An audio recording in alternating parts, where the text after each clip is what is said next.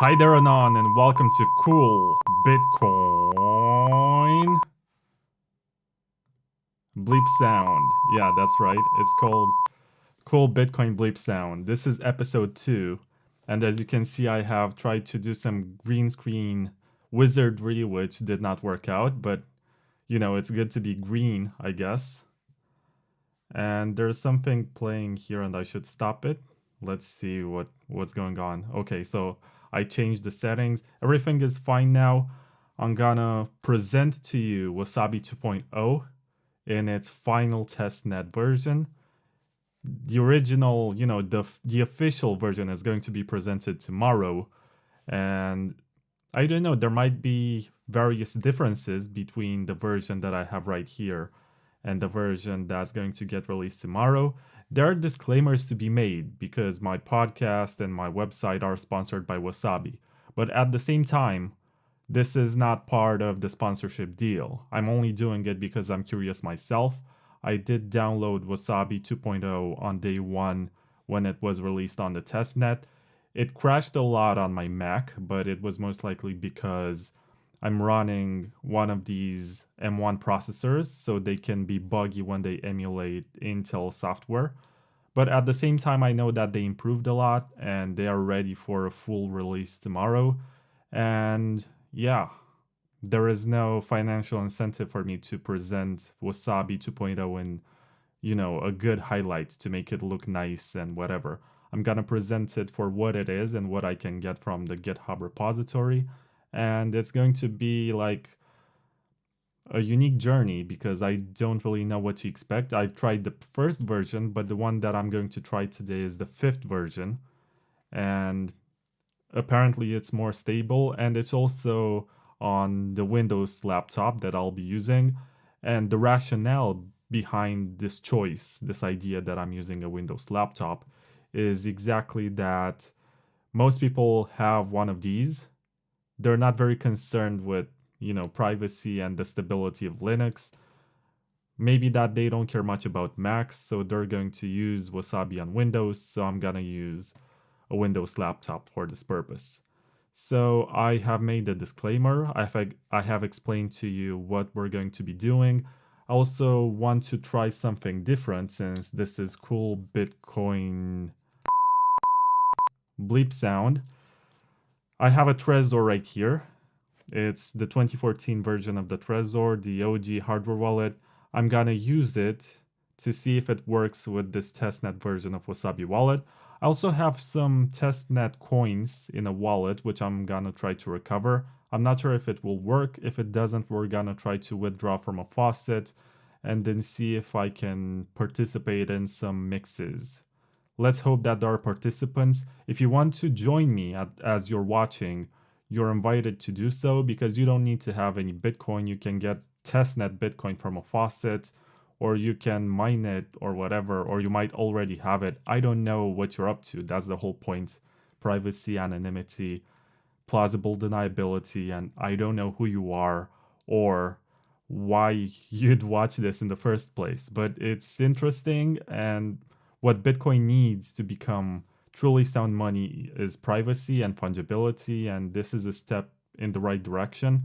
I can comment if you want on what I know about the situation with blockchain analysis and some possible censorship there of UTXOs. I'm not the most qualified person to explain this, but I can tell you what I know if you're interested. But for now, let's look at what we have here. So let's look. First of all, let me show you how to find this. So if you want to do the experiment with me and participate in CoinJoins, you go to wasabiwallet.io, as you can see here, the URL. And then you have to scroll all the way to the bottom of the page because we're not getting the official launch. If you go to the download page, you're gonna see that what they're presenting is Wasabi Wallet 1.1.13.1, which is possibly the last version of the first and original Wasabi Wallet, how should I put it? Wasabi Wallet software. But if you want to get the testnet one, you have to click this button right here at the bottom, and you're not seeing it. So let me move my head so you see it. So right now I'm in the middle. You take your mouse pointer and you go here to the GitHub of ZK Snacks and Wallet Wasabi. And you're going to see here that there's a lot of stuff. What you want to do is go to this part on the sidebar where you see the contributors here, and just north of it, you're going to see releases. And once again, I have to move my head. And you click on releases, and you're gonna see what they have here. So the latest version of Wasabi 2.0 on the testnet is version 5. It's a pre-release software, so you take it as it is. Don't put any real Bitcoin on it. It's supposed to be used on the testnet. And here it says, welcome, this is the 5th testnet release. The version of Wasabi 2.0 is suitable for testing purposes. It only allows you to CoinJoin on testnet, and we do not recommend using the wallet on mainnet yet. Don't be #reckless. The software is still under active development, so be careful. Download the package below by choosing your favorite operating system, install, and try it out. If you're already using Wasabi, this is important to know if you're going to try to do this experiment with me, even though tomorrow you're gonna get the final mainnet release, so it might not be such a big of a deal. But you have to take into consideration that if you already have Wasabi 1.0 installed on your computer, if you put 2.0 in this testnet version, it's going to overwrite on top of it. So make sure that you take the right steps towards installing, and don't be reckless. You download the package by choosing your favorite operating system. Well, Windows is not my favorite, but it's the one that I use for the purpose of testing. And install and try it out. Fingers crossed, as they display here with the emoji. You can downgrade from the test version by uninstalling it and then installing the latest stable release of Wasabi 1.0. The main takeaway here is that you're supposed to always have your backup. So make sure you write it on a piece of paper, you put it on cardboard or metal plates or whatever. Don't lose your seed phrase and your passphrase, because these two elements are essential for recovering your wallet, and you can play with any kind of software as long as you have these. So you download here. You also have links to get some testnet coins, which might be useful, might come in handy. And you have requirements for Windows 10, macOS 10.15 plus, or newer, that's what plus means. You have Ubuntu, Fedora, Debian, and there's also a compatibility part. Maybe we should read this just in case you want to... no.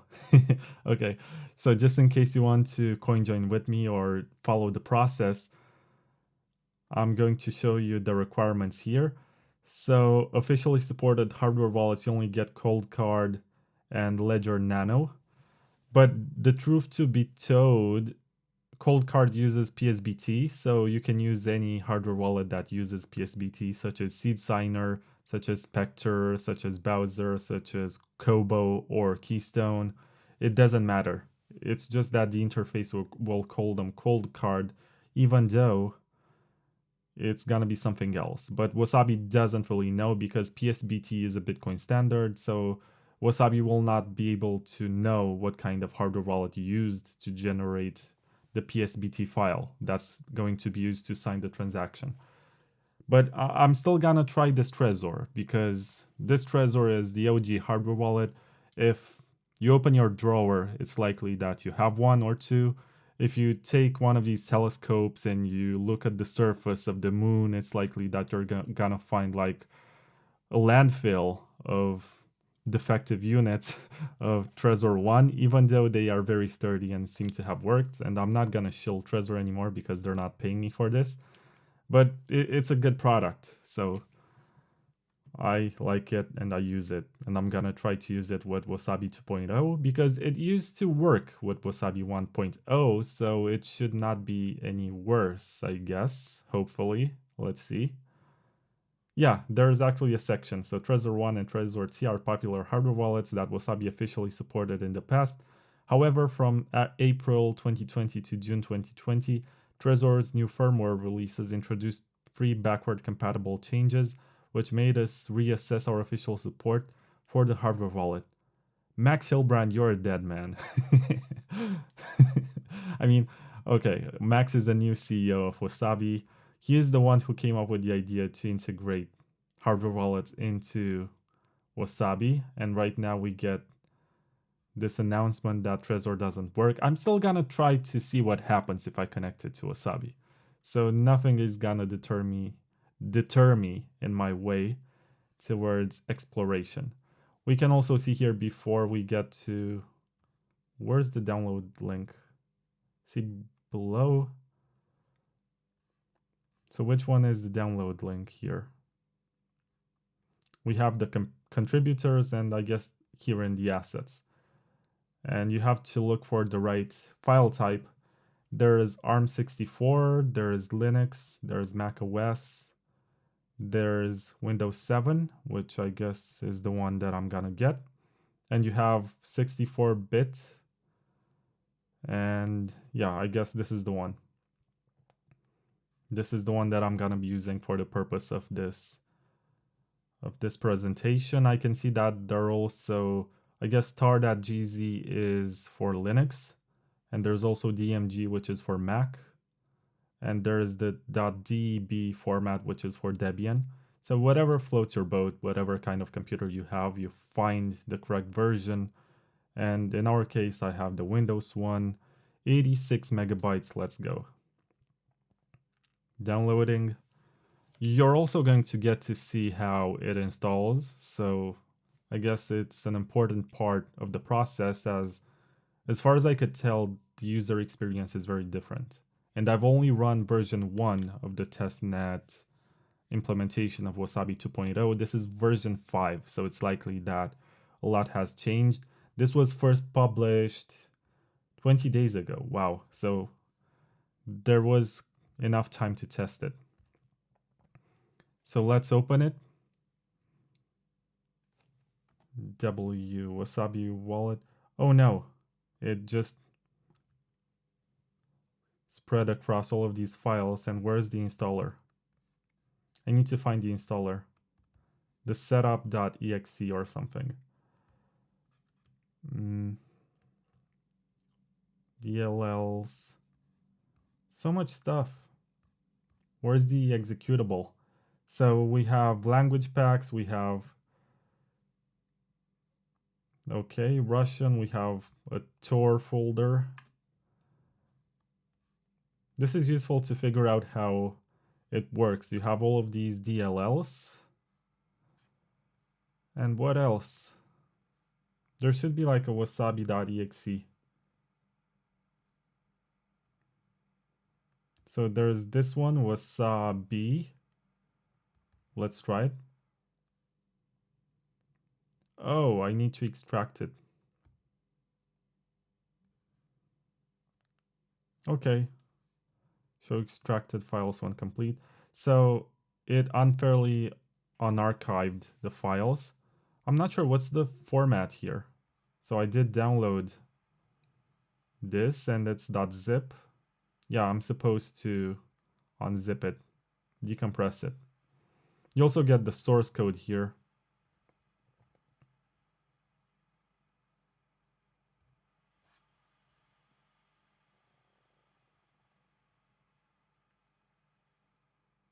Come on. So now it opened the files. Let's see what we have here. So Wasabi, as in bee, the insect. Windows protected your PC. Running this app might put your PC at risk. It's made by some unknown publisher. It's the same as, so this is, I guess, the firewall. It's the same as you get on Mac when you install third-party software. Windows seem to also embrace this walled garden idea. And this is the interface. I've just opened Wasabi 2.0 on Windows, and this is what it looks like. So let me move my head, or maybe make it disappear so that you get to see the most of it. Maybe just my forehead. Just my forehead. And there's already a wallet file that's installed as far as I can tell. Let's add a wallet so you get to see what this looks like. You can create a new wallet, you can connect a hardware wallet, you can import a wallet. Maybe this is decent. And you can recover a wallet. You can import if you have the file, and you can recover if you have the 12 or 24 words. And you can also connect a hardware wallet. From the get-go, I shielded the idea that I'm gonna be presenting this Trezor. So let's see if it works. If it doesn't, I guess it depends on the firmware that I have on the device. But it's still interesting to see what happens. This is cool Bitcoin bleep sound. Let me play the bleep sound. Yeah, it's cool Bitcoin dat, so I'm supposed to try stuff. I'm not, real men don't follow instructions accordingly, or don't read them at all, but I guess I'm half a real man in this situation.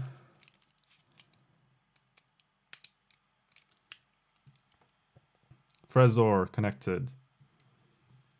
So now I go to connect to hardware wallet and see what happens.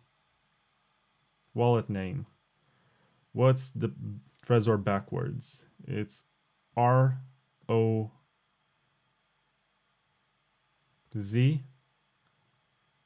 RET.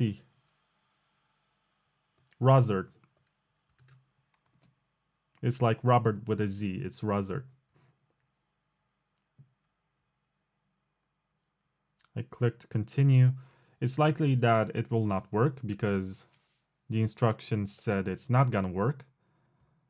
But we're pushing it. Okay. Check your device and enter the passphrase.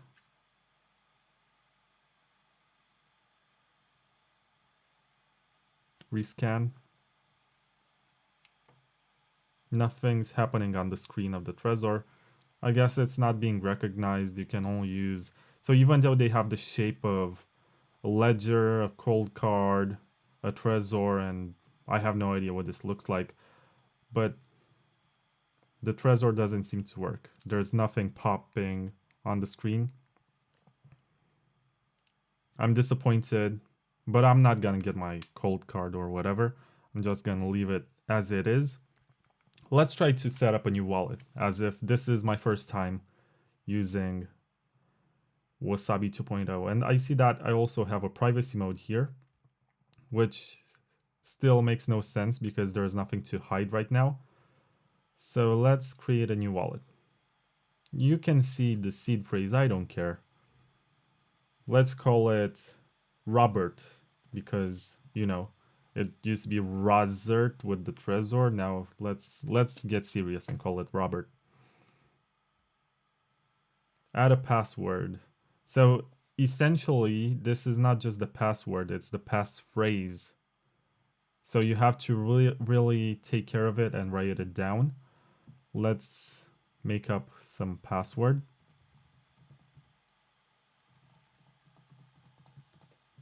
Okay.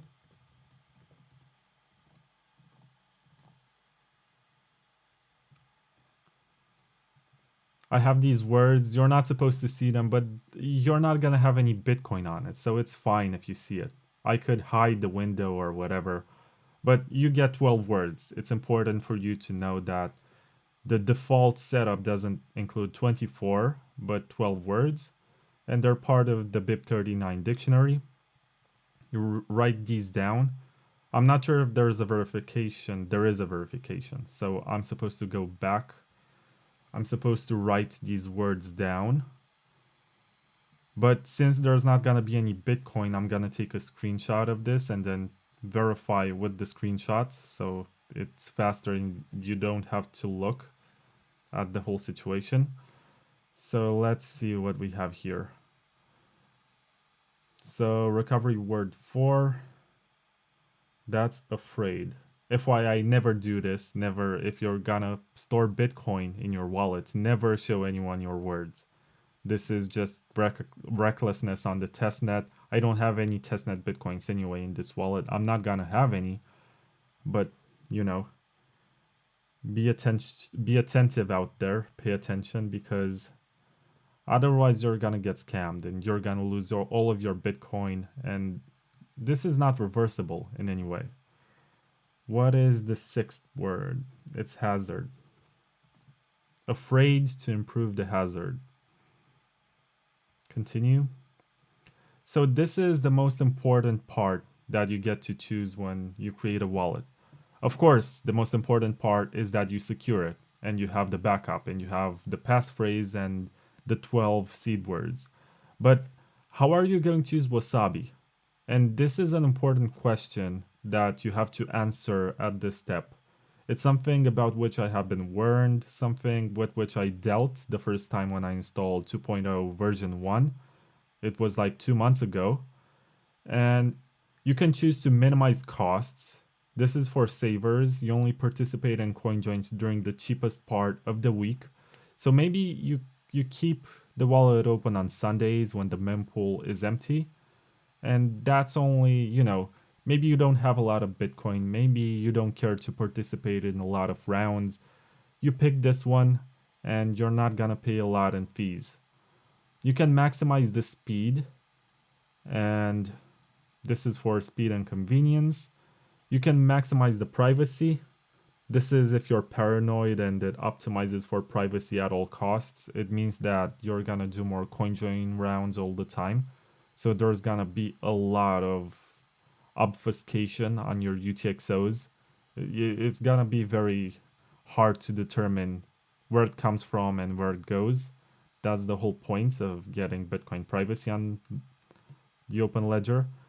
And you can also customize it. So you have these free settings, which are, default.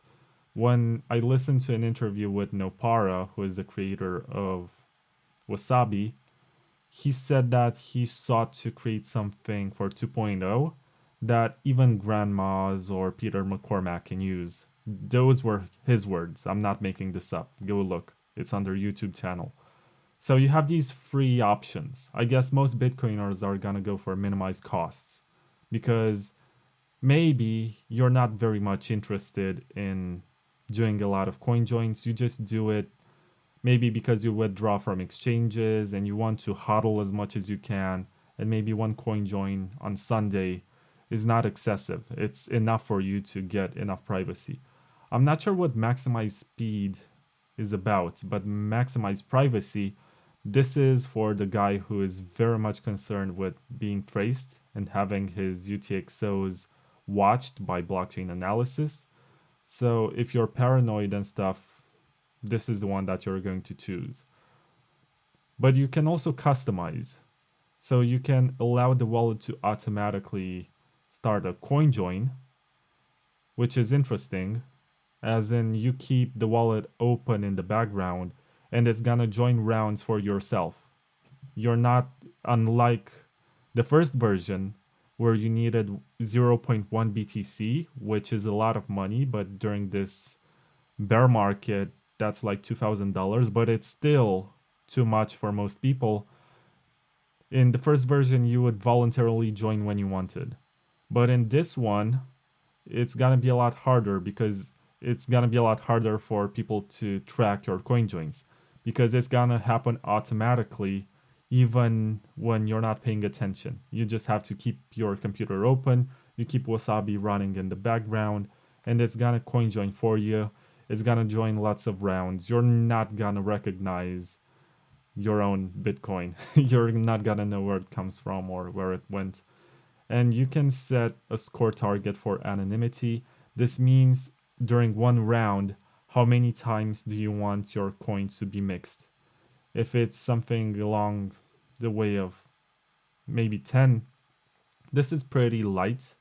And someone who has enough resources and spends a lot of time, maybe not a lot, but still enough time, can figure out what's happening. But if you go to 150, that's huge. 150 transactions on your UTXOs. There's gonna be a lot of plausible deniability there, but it comes at the expense of, having to pay the fees for all of these transactions. So it's up to you where you want this to be. I guess, let's see if I can move the window. I cannot, so it's fixed. I guess the free options are actually, this one for minimizing costs is the extreme here, maybe somewhere around 15 or something. The one in the middle for speed is somewhere around 75, which is halfway to 150, and maximize privacy is 150. And you can also set the CoinJoin time preference. So days, weeks, and months. I'm not sure what this means. So time preference, as in how often you want the CoinJoins to happen. I guess, Wasabi, even though this is very simple, so just for the record, this is a very basic interface. You get to choose one of these free. If you're advanced, you're gonna want to set this manually.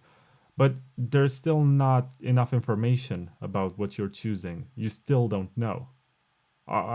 Where can I read about this? There's not, as far as I'm concerned, as far as I know, the documentation is not out there yet. There are not proper tutorials. So depending on what you want, you can either think maybe, okay, I'm a hodler and I don't want to do too many coin joins, but I still want to do some, so I'm gonna pick minimize costs. I'm not sure if it goes to 5 automatically. Let's see, if I maximize speed. Yeah, so it's at 5 only because I set it at 5. I was hoping that maybe if I click on them and then I click customize, I'm gonna see what the settings are actually like. But I can only assume that maximum privacy is 150, so it's the extreme on the right. And it's also time preference by the hour, while something like minimize costs is maybe weekly and somewhere around maybe 5 coin joins. Not 5 coin joins, but anonymity set of 5. So yeah, it's quite problematic for you to figure this out. It's up to you to know. Actually, I just messed up the settings, so I customized them so that minimize costs does this. And if I go to maximize privacy, it does this. So I need to go back, I guess, and return to factory settings because I meddled too much with the toggles, with the switches. I'm not sure what happens anymore. There's also a very useful piece of information here. Wasabi takes care of your privacy by automatically starting to CoinJoin all your funds for a fixed 0.3% coordination fee plus the Bitcoin network fees. So it's no longer being paid by the anonymity set. There is a fixed 0.3% coordination fee. So you can choose any of these and you're gonna pay the same regardless of the anonymity set, except that the frequency is gonna be different. So if you choose maximize privacy, I guess it's gonna happen on an hourly basis. You're gonna get some coin joins. If you go for saving, I guess it's gonna coin join every maybe a few weeks. Let's go back and let's see if these have changed in any way. They haven't. Maybe I should do another setup, maybe not. Let's just pick maximize speed. Let's put everything in the middle because I'm not sure what I want. Let's put it at 75. And CoinJoin preference, let's put it by the hours because this is the testnet, okay? Let's assume that I'm super paranoid. Let's put it at 150 because these are testnet coins. They're not real money. They have no monetary value. I'm not gonna put bitcoins into this wallet anyway. So your wallet, Robert, was added to Wasabi. Done. Now I have to type in the passphrase.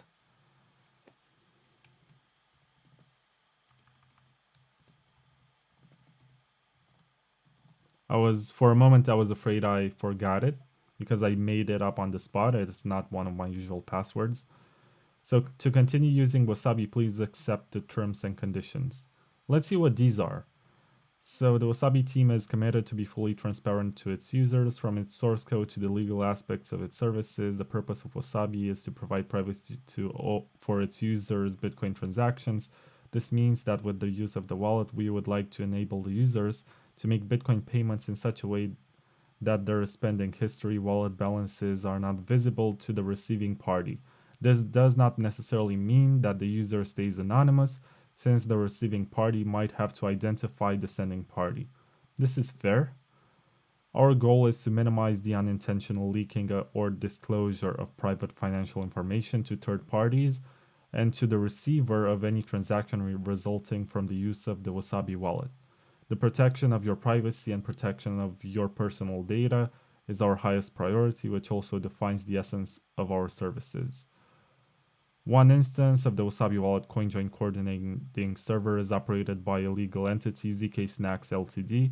Thus, in order to legally provide our services to our clients, we have defined the framework and the rules that both parties must follow in order to protect each other. This service is open source, provided on a non-custodial basis. This is very important because a lot of people don't get this. They assume that Wasabi will not be usable after version 1.0. So they say, okay, so 2.0 might or might not work with blockchain analysis. I'm not sure what they're at right now. But even if they do, that's only for allowing you to join CoinJoin rounds. You can use Wasabi as a non-custodial wallet on Tor, which downloads block filters, so it's like a full node experience. You can do that without ever CoinJoining. It's your choice if you join any rounds. And for what it is and for its interface and its usability, I think it's pretty great. But let's move on with the terms of service to see what else is here. The user is solely responsible to act according to their local laws and regulations. Yeah, this is fair. They can't be accountable for what you're doing with the wallet in your jurisdiction. Also, safekeeping of keys are the sole responsibility of the user. Of course, you're not gonna be able to call Wasabi and be like, yeah, I just lost my private key. I cannot access my funds. Can you tell me what the 12 words are? Well, they hold no records, so they cannot know. So, which is why it's part of this disclaimer.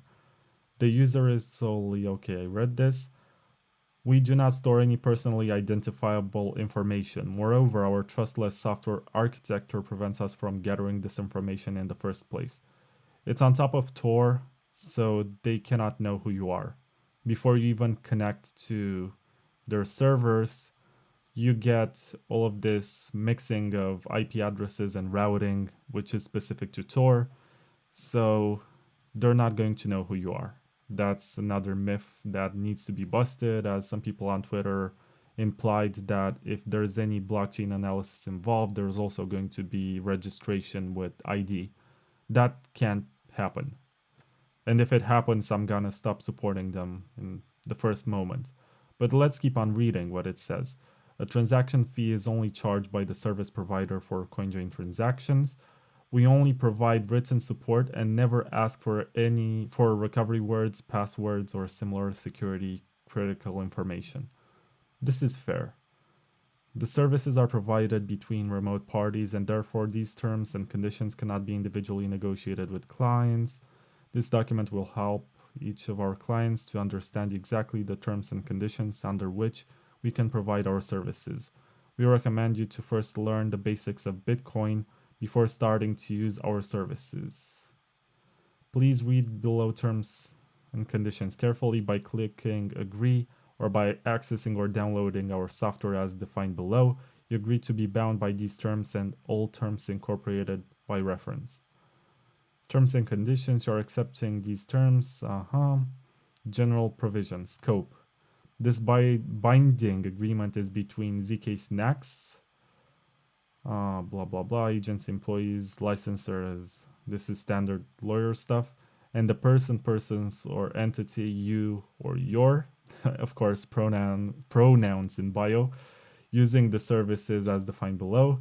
These terms apply to the download of client application as defined below. Any access and use of the client application, our website at wasabiwallet.io, or its onion mirror. This is their Tor website, and our CoinJoin coordinator services as defined below, and any of our other parties related to or utilizing any of the foregoing, which we refer to in these terms and condition documents, collectively as our services. Eligibility. You are solely liable for any damage or consequences arising from use without the full acceptance of the rules. You can use our services only if you can lawfully enter into an agreement pursuant to these terms under applicable law. Basically, this is lawyer talk for don't use Wasabi if it's illegal in your country. And if it's illegal in your country and you use it, it's your responsibility. It's not like we encourage it, which is when you deal with companies, this is the kind of disclaimer that you need to put out. Due to the nature of the service, we cannot guarantee the full compliance of the user transactions. Therefore, it is your own responsibility to ensure that the use of Wasabi Wallet complies with your local laws and jurisdictions. Some jurisdictions may ban CoinJoin, but at the same time, you cannot get caught, unless they are able to crack Tor, or else they can see what's in your computer. So if you download Wasabi in Saudi Arabia or wherever, use this onion URL. First of all, you need to get the Tor browser somehow. Maybe go to an internet cafe, have it downloaded to USB flash drive, take it home, install it to your computer, and then go to Wasabi URXMKDVG whatever .onion. You go there and you download Wasabi. I'm not telling you how to break the law. I'm not encouraging you to break the law. It's just, an exercise of imagination. If you wanted to do it, how you could do it. I'm not telling you to do it. If you use the services these terms apply, you'll be solely liable. I think I read this before. Responsibility for wallet backups and other authentication means. Yeah, so you're supposed to keep your keys as defined in BIP 39, the 12 words and the passphrase. You take care of these and Wasabi will not be able to recover them for you. It is your responsibility to keep your wallet backups, wallet files, and your password secure. If you permanently forget or lose your backup, you will never be able to recover any Bitcoin in your wallet. Yeah, understood. The service provider has no responsibility and will not be liable for any loss or damage. Good to know. Privacy policy. This is what I'm most interested in. And just so you know, I haven't read this before. It's my first time. Our privacy policy is located at Chapter 2. Okay. Incorporated into the terms and should be read carefully as it contains important information about handling personal data.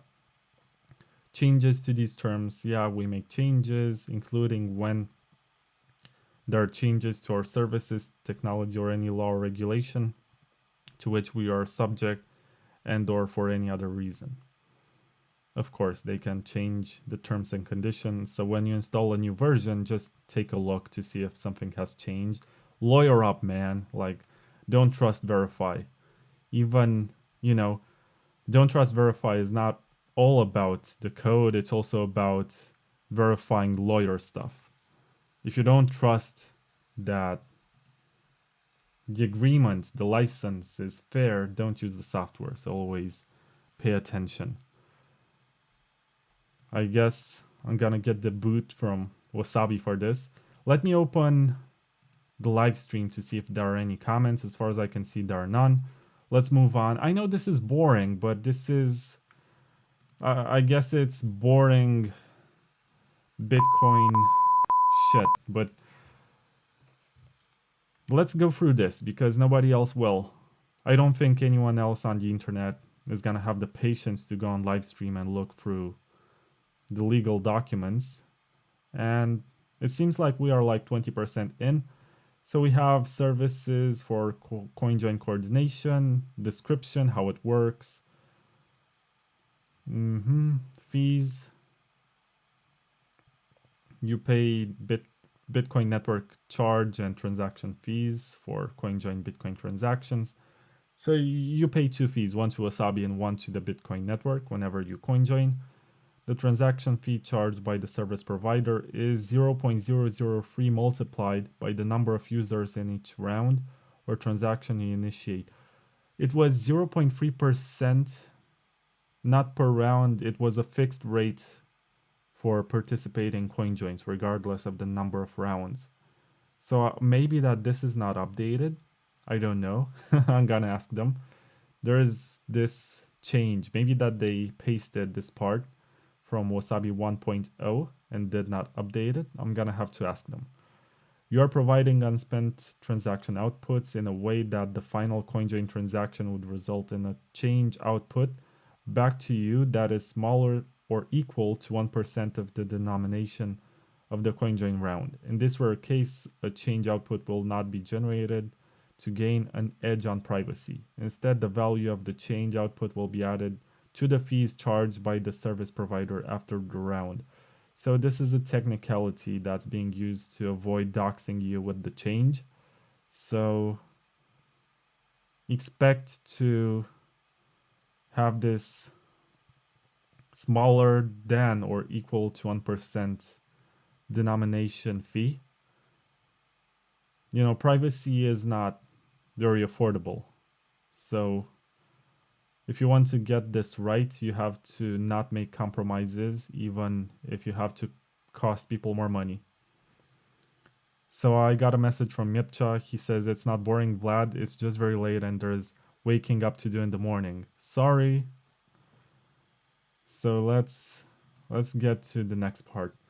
Prohibited activities. So of course, there's a list of stuff which ZK Snacks does not endorse, like sales of narcotics, research chemicals, or any controlled substances, items that infringe or violate any intellectual property rights such as copyrights, trademarks, trade secrets, or patents, ammunition, firearms, explosives, or weapons regulated under applicable law, transactions that show the personal information of third parties in violation of applicable law, transactions that support pyramid, Ponzi, or other get-rich-quick schemes.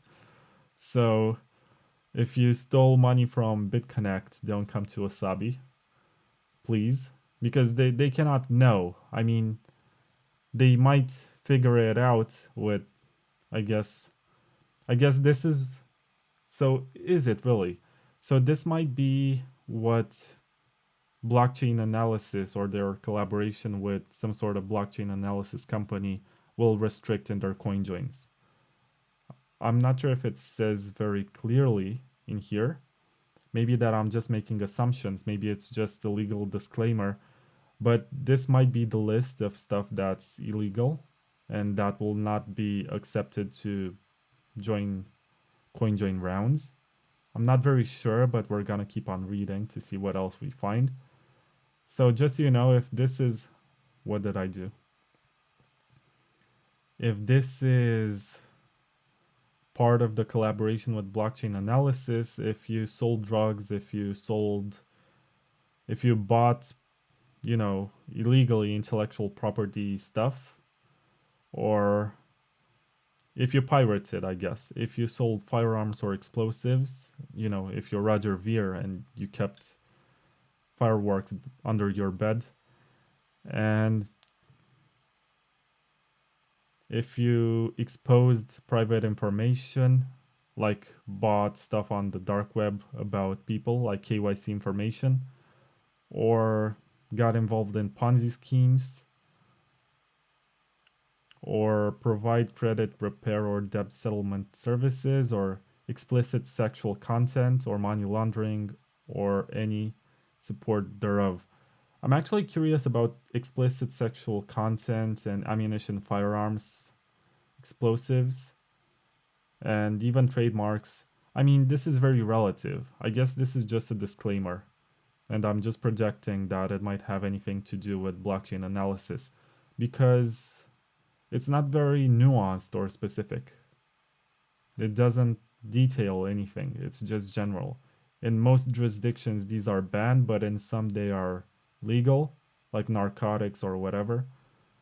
Explicit sexual content, the only one that's banned, I guess, in most countries is child pornography. But other than that, the stuff that's 18 plus and consensual, that one is legal. And money laundering or any support thereof, I'm not gonna comment on that, but the bankers are very good at money laundering. You agree and you will not exchange any of the information, any of the following activities via the services, nor will you help or facilitate a third party to engage in any such activity. Okay, so this is more like self censorship, I guess. It's more like telling you what they don't endorse. These are the prohibited activities. They're not fans of these activities because they're gonna get into trouble in their jurisdiction, so they have to tell you straight, they have to tell you up front. It's not like they can know unless it's too late. You can deposit the funds in Wasabi wallet. It's not like I'm telling you to, but you can. But you cannot join CoinJoins, I guess. Or maybe you can. I don't know. I'm not an expert in this. I'm just reading this legal document. Indemnification, you agree to indemnify, defend, and hold us harmless against any and all claims, costs, losses, damages, liabilities, judgments, and expenses, including reasonable fees of attorneys and other professionals arising from or in any way related to your use of our services. So you cannot really sue Wasabi and ask for your transaction fee money back.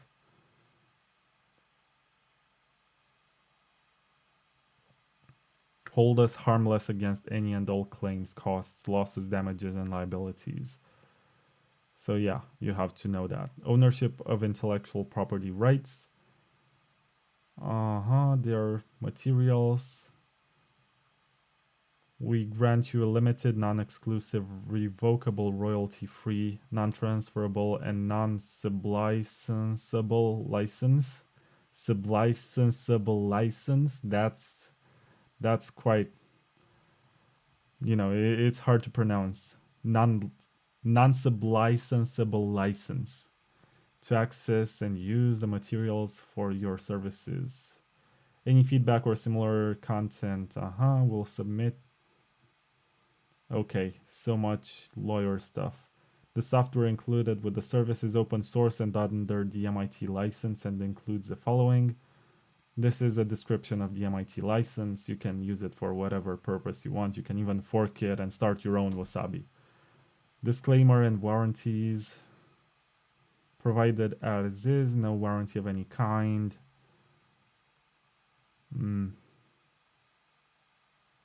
Some jurisdictions do not allow the disclaimer or of implied terms in contracts with consumers. Way of support. So Wasabi Wallet provides written support only. We do not currently offer phone support, and we will never call, email, or get in touch in any form with our users to offer any wallet recovery services. Well, first of all, there's no registration, so there's no way for them to know that you're a user. So there's that. If you ever get a message from Wasabi about requiring some steps to verify or whatever, it's a scam. It's a phishing attempt.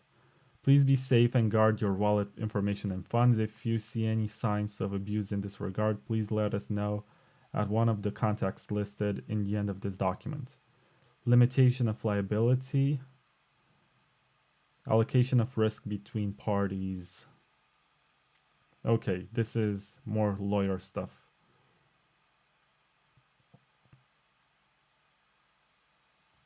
Because you're supposed to be bound by the laws in your own country, and they're a company that's bound by different laws. So it's not what I'm looking for right now. I'm looking for anything related to blockchain analysis. Miscellaneous provisions. Severability. If for any reason a court or of competent jurisdiction finds any provision of these terms to be invalid or unenforceable, that provision will be enforced to the maximum extent permissible and the other provisions of these terms will remain in full force and effect. Arbitration. You and the service provider further agree to attempt informal resolution prior to any demand for arbitration, that the seat or legal place of any arbitration will be Gibraltar. So this is the jurisdiction which Wasabi uses to apply the rules to which it is bound. It's Gibraltar. You gotta look that up. That arbitration will be conducted confidentially by a single arbitrator appointed by the Gibraltar Chamber of Commerce. Hi Silent Lamb, I just saw your comment. The arbitration shall be conducted in accordance with the rules of International Chamber of Commerce, and the courts in Gibraltar will have exclusive jurisdiction over any appeals of an arbitration award. So if you want to lawyer up and go against ZK Snacks, you have to provide your dispute in writing within 30 days since the issue arose, and you're gonna have to get lawyered up in Gibraltar, just so you know.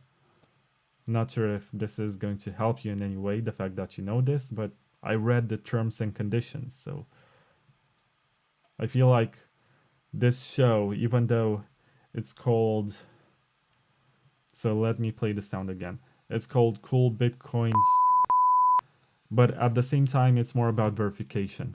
We spent a lot of time in the previous episode verifying the installation of Bitcoin Core, to verify even GPG to see if that software is correct. It's the right version and I got it from the right place. Right now we spend a lot of time reading the legal documents from Wasabi to see what you're supposed to know about this.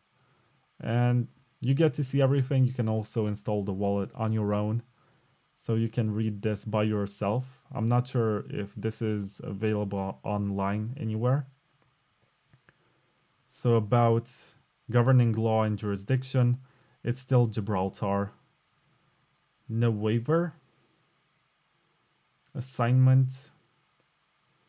Agreement, these terms with any other terms incorporated constitute the entire and exclusive agreement between us and you regarding its subject matter. So what you're reading here is the entire agreement. There are no extra documents. Force majeure. Neither you nor we will be liable for delays in processing or other non-performance caused by such events as fires, telecommunications, utility or power failures, equipment failures, labor strike, riots, war, non-performance of our vendors or suppliers, acts of God. What the hell? It's like they pasted this. I don't see how this really applies to what Wasabi is. It's almost as if they copied this. The lawyers took this from another document and talked about vendors or suppliers. Like, Wasabi is not selling you anything. It's a non-custodial Bitcoin wallet that offers you the option to do CoinJoins. Whatever. Surviving clauses, blah blah. Privacy policy. This is the spicy stuff. It's this long, so let's see how much we have to read. Use of cookies, external links, changes to this policy. And then in part 3, there's a legal statement, and there's about tax obligations and compliance and countries of residence. As you can see, they're based in Gibraltar at the World Trade Center. It should be expensive to get an office there. Let's go back to privacy policy. This policy describes the ways ZK Snacks collects, stores, uses, and protects personal information. The purpose of this policy is to ensure that ZK Snacks complies with applicable European and other statutory data protection laws and regulations, and ensures that users are provided privacy protection. Personally identifiable information is any information. So right here, they're defining the terms, like the person's name. And how do they handle it? Since we are working on privacy and our mission is to regain personal privacy, our services are designed to be used without indication of any personal data. So for this reason, we do not have any kind of data collecting solutions built into our products. There may only be one personal data processing in our service for customer support in case of technical problems. Visitors may indicate their email addresses voluntarily to get notifications in case of any potential technical problems or other inquiries. These email addresses are solely used to answer users' questions and are erased after 100 days. So it's useful to know that if you email Wasabi, they're going to delete that email after 100 days. In this case, the processing of the data is based on a freely given consent to Article 6.1a of the GDPR and is aimed at the effective handling of the complaint. We use GitHub as the main platform for users' technical questions and issues, and we do not retain any data that can be subsequently identified associated with the user. This is good. We expressly declare that we do not manage or store any other personally identifiable information. By visiting the website or using our services, you agree with its policy accordance with Section 1.2 of the Terms and Conditions. All user information is confidential. So right here it tells you, is there anything about Tor? I don't see it, but we cannot link your wallet and your personal information such as your name and IP address. Provided under the service, your personal information is safe and cannot be accessed by our staff or third parties. That's the power of running on top of Tor. ZK Snacks will protect processed data in its customer service process adequately against unauthorized access in accordance with the provisions of legal framework of Gibraltar as well as European Union. We will only process data which are essential to provide our services. Data will not be used or stored by other means that's set out in this document. So, Silent Lamp says acts of God happen, you know. Yeah, of course. But still, that section was a bit excessive. So all employees of ZK Snacks have been informed about applicable data protection provisions as well as data security measures that are bound to our privacy practices. All staff are bound by confidentiality agreements. Use of cookies. A cookie is a small piece of data that a website asks your browser to store on your computer or mobile device. The cookie allows the website to remember your actions or preferences over time.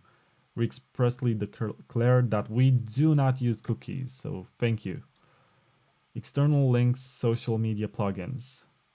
Insofar as the website contains external links, we hereby indicate that these third-party websites are not subject to the influence and control of ZK Snacks. Of course, we disclaim all liability for losses or obligations related to the use of these third-party websites. Yeah, makes sense. For the social media sites privacy policy, please visit their own websites and research their corresponding policies. Changes to this policy. We may amend, of course, they might change it.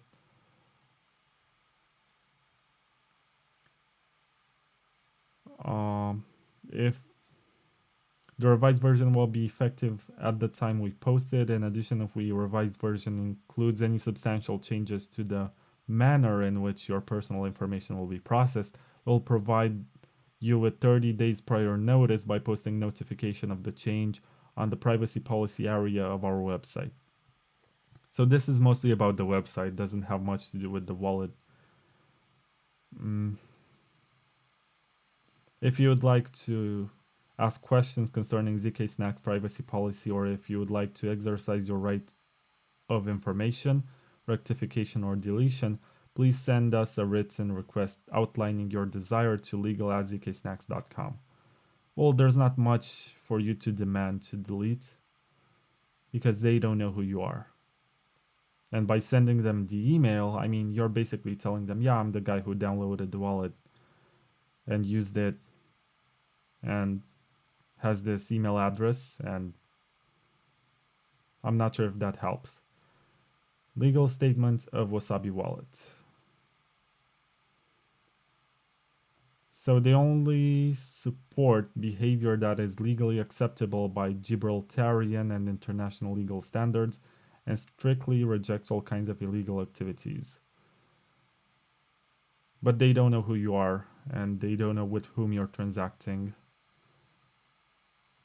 All they can do if they collaborate with blockchain analysis is to prevent you from joining the round. But since they cannot know who you are and they cannot track you, the worst they can do to you is to basically display an error message and say you have been rejected, and that's how you know that you cannot use Wasabi.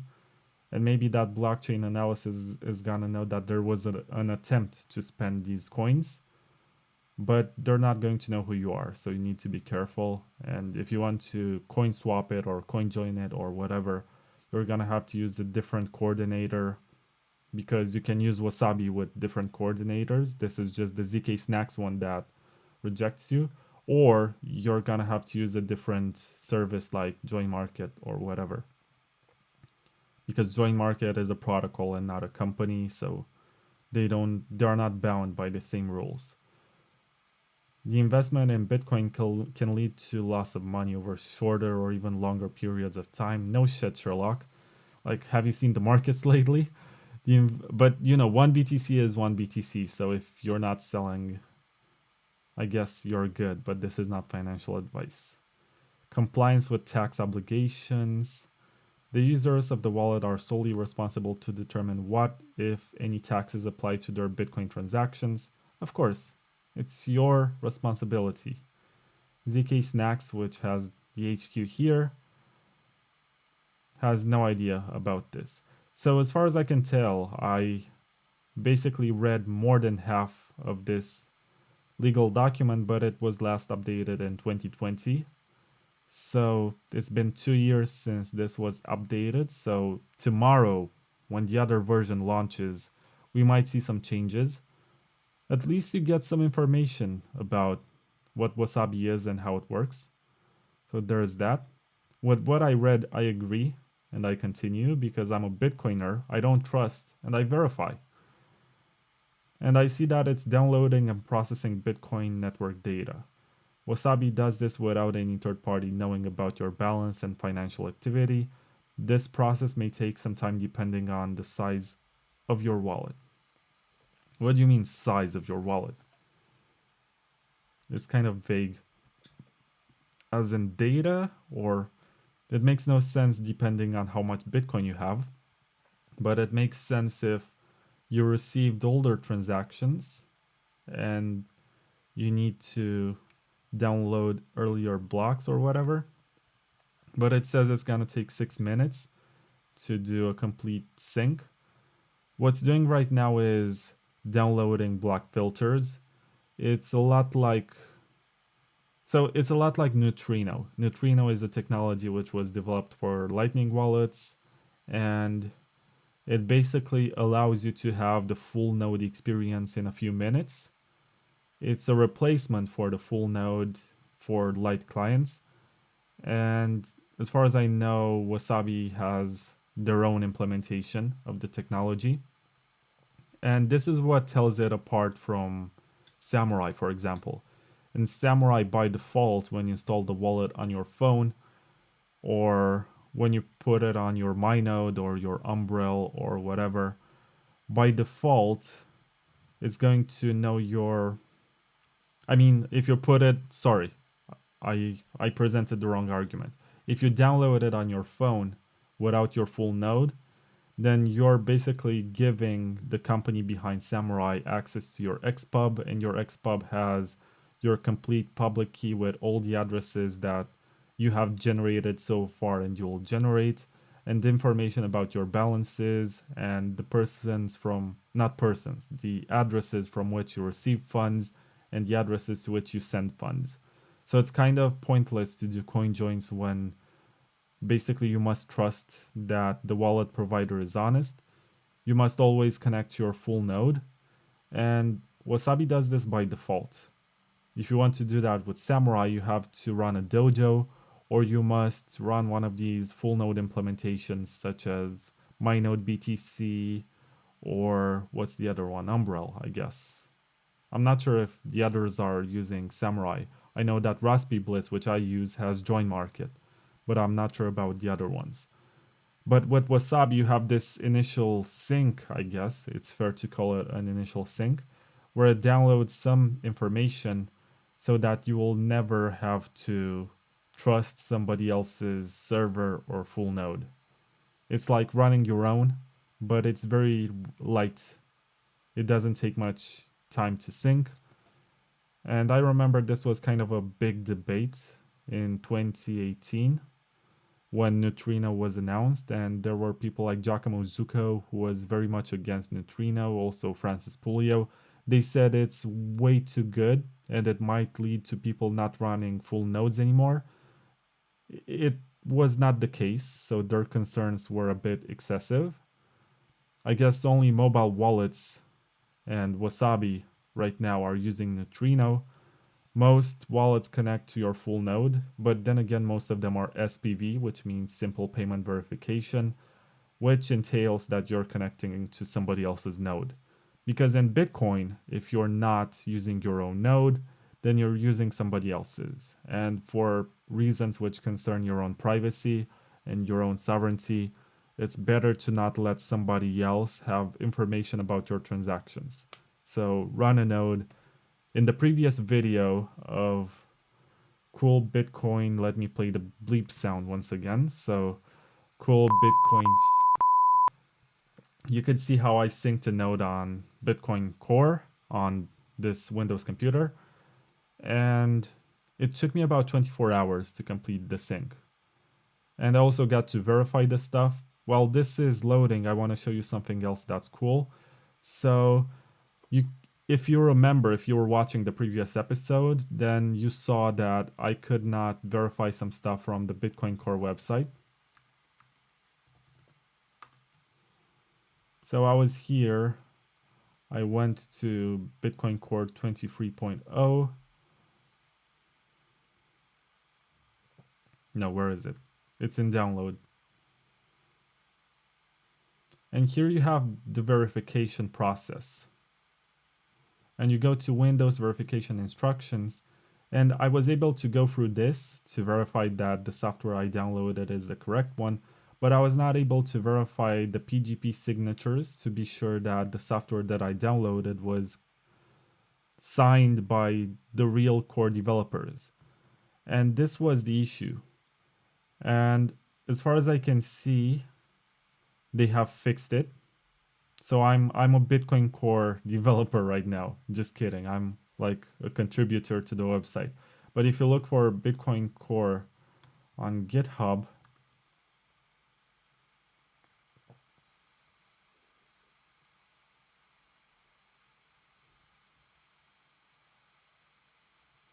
and you go to bitcoincore.org and you look for pull requests, you can see that I submitted this. So this is me. You can see my face here. And I guess, I'm not sure if it was merged. I gotta look. It's still open. So I submitted this 4 days ago. And basically I told them what to fix. They already got an accept. So basically the problem here was that the pathway, which is program files gnu/gnupg/gpg.exe, this is wrong. It's not updated according to the latest version of the software. And the correct pathway would be C program files gnupg bin and gpg.exe. So right now, if I want to verify if the Bitcoin Core that I downloaded was signed by the correct developers, I would have to use this. And I would have to modify this pathway and then use key server or whatever. So let's do it, since I'm not sure if this finished. It's still syncing. It's taking longer than expected. I guess my computer is also slow, or maybe when I minimize the window, it makes some sort of battery saving operation and makes the sync slower, or maybe it's the fact that I'm using a VPN, which slows down the connection to the point where it's also slowing down this initial sync, which is a lot lighter than a full node, but still not comparable because you're not syncing from Genesis. Still very cool. And let me move my head once again so I can show you something else that's cool, because this is about cool Bitcoin stuff. So if you move your mouse pointer to this white check mark, or is it like a blue check mark on a white background? I'm not very good at colors, but here it says that Tor is running, the backend is connected. I'm connected with 12 peers, and this is running Bitcoin knots. And right now the full node is downloading these blocks.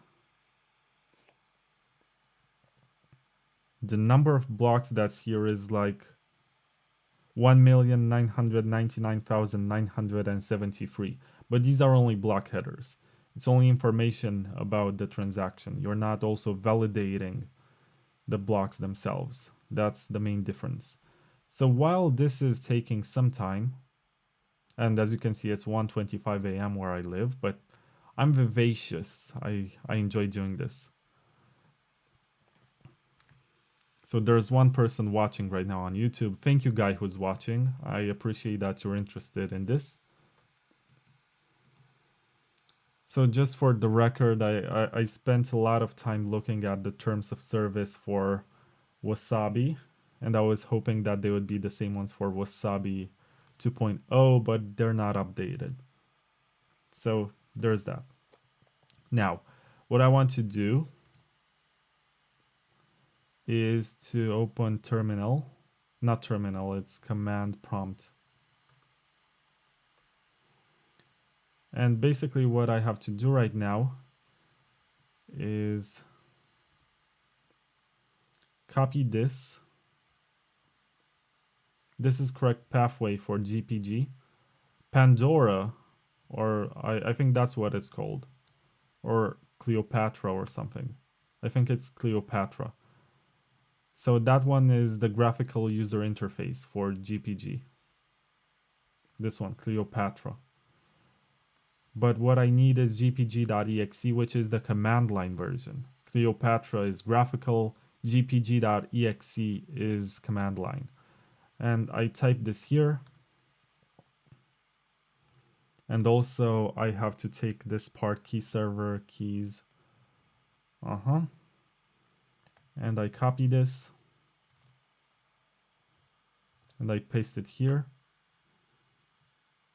So it's not recognized by internal command. I guess there's the space here which I have to remove.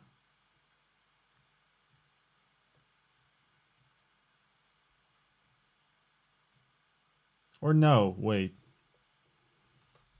Wait, I have to take baby steps here. I rushed it. So I have to go to program files.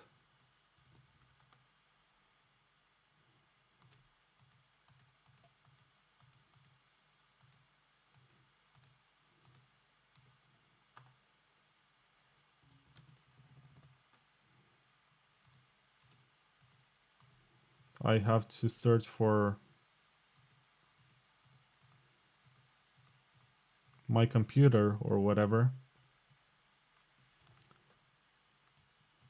What was the pathway like?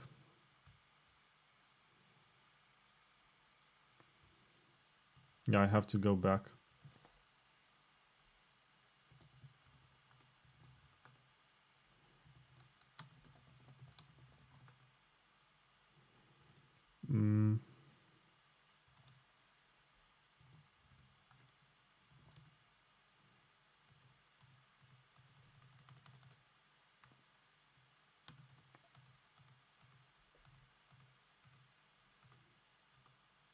This one.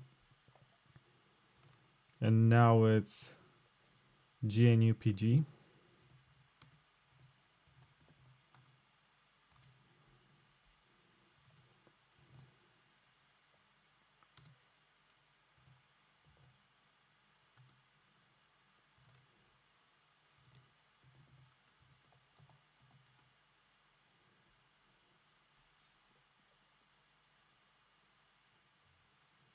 No command supply, trying to guess what you mean. Go ahead and type your message.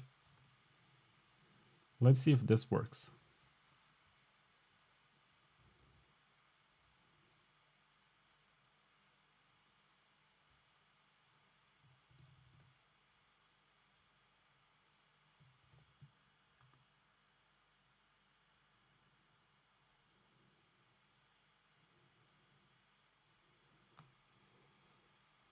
Nothing's happening.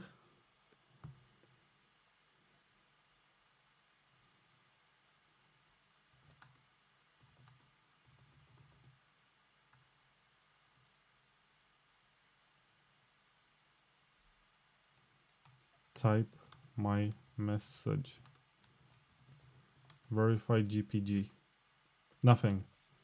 I guess I broke it. Anyway, once this gets updated, it's gonna be the correct pathway to verify your installation. And if it gets approved on the official Bitcoin Core website GitHub, I can call myself a Bitcoin Core website contributor. And let's go back to Wasabi. So it says 17 minutes. It hasn't made any progress since I minimized the window, so maybe I should not do that again. Let's check the laptop battery. I still have 55 minutes. So I should be good for a while. What else is there to be said? Do you have any questions about Wasabi to which I can answer? I'm still checking the comments. There's not much activity on YouTube. I guess the hour is late for Europeans and the Americans have football games or whatever to watch.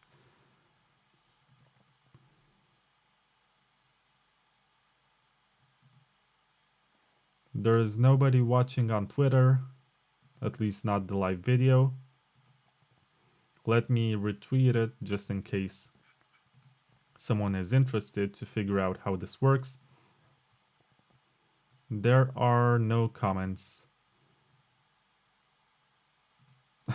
There are no comments on Twitter on the thread that I posted about starting this. Come on. I'm rooting for you. Do it faster. Make it stronger. 45% completed. So let me tell you more about Wasabi Wallet and why I think it's an important project. So you can be very critical about what they have been doing and say that they lack cypherpunk spirit for accepting to work with blockchain analysis or whatever.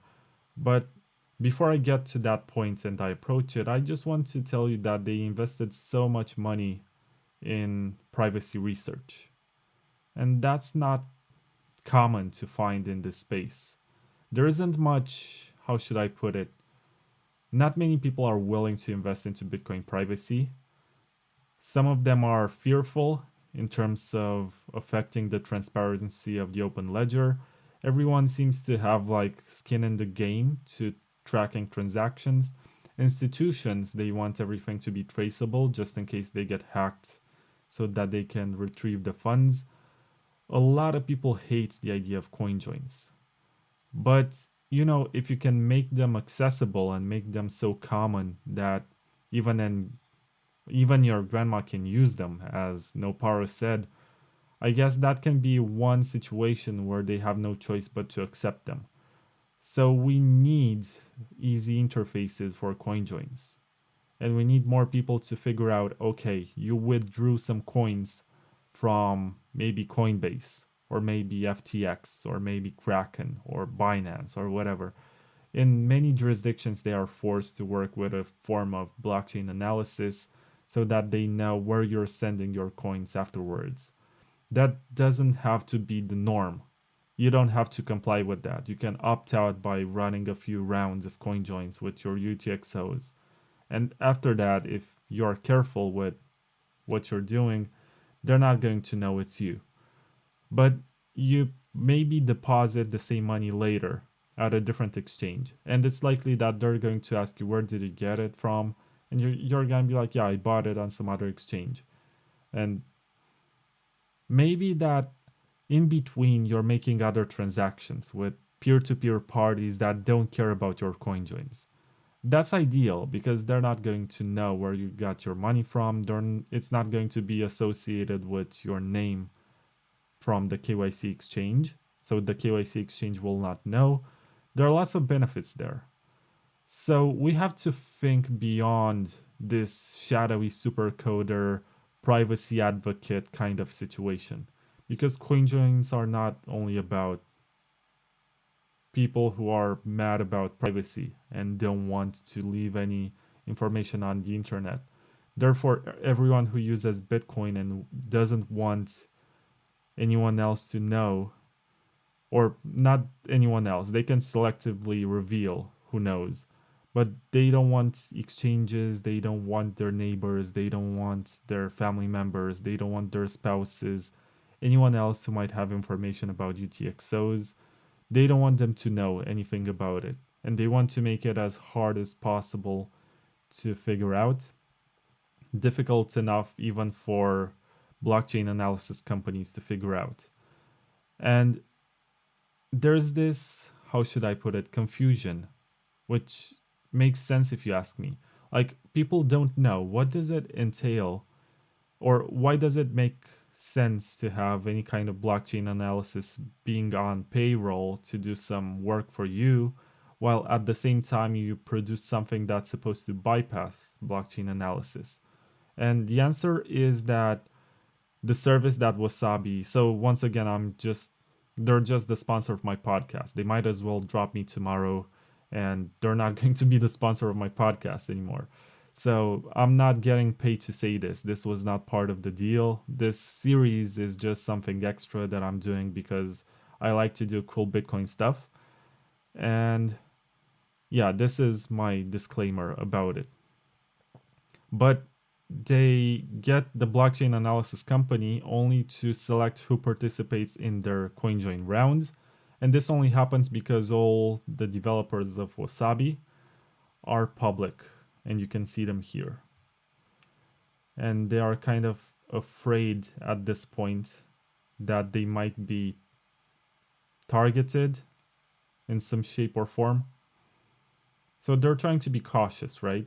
If they want to function as a company and they want to develop Bitcoin privacy, they have to, make some small compromises to be allowed to continue their work. They could go anonymous, but they're not going to have the same funding for it. They could try to run a different coordinator, but I'm not in any position to talk about it because they would have to do it anonymously, and I'm not sure if it's a good idea for their threat model.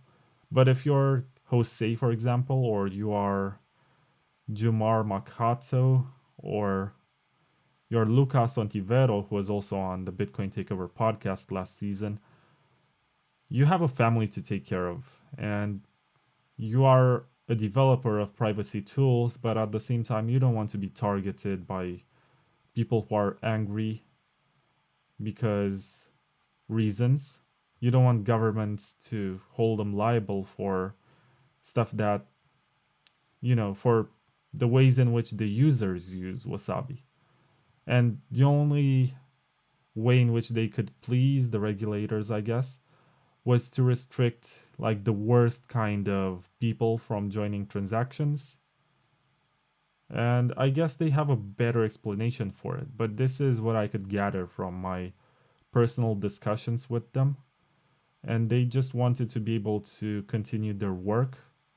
And I'm not sure if the long-term plan is to continue with this setup with a blockchain analysis firm, which makes like a blacklist of UTXOs that cannot join CoinJoins. As I said previously, they have no power to track you. They don't know who you are, but they can just restrict you. They can display an error message. And there's a mosquito in my room and it distracted me. So the most they can do is display an error message when you try to CoinJoin and they reject you. but it's not like they can know who you are. And as you read in that terms of service, Wasabi is trying their best to not know anything about their users. And for some reason, this went from 7 minutes to 8 minutes to 12 minutes to 25 minutes. Something is terribly wrong, and I'm gonna let it sink. Is this in. I want best performance. And I'm gonna plug the laptop just in case, so excuse me for a few seconds. I see that this is accelerating, or is it? It's only getting slower. Excuse me for a few seconds, I'm gonna plug the laptop in hopes that I'm going to accelerate this initial sync.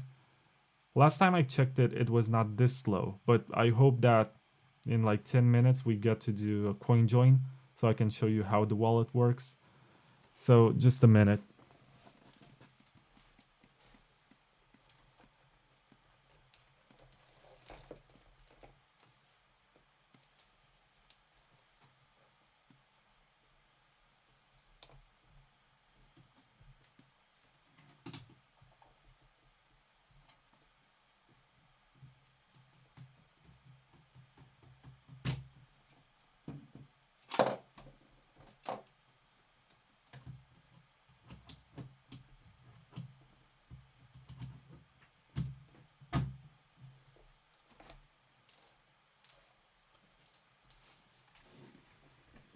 So I was thinking right now that the worst part or the biggest concern in regards to the whole blockchain analysis situation is that you don't know. Like, how are you supposed to know if you're not on some sort of blacklist?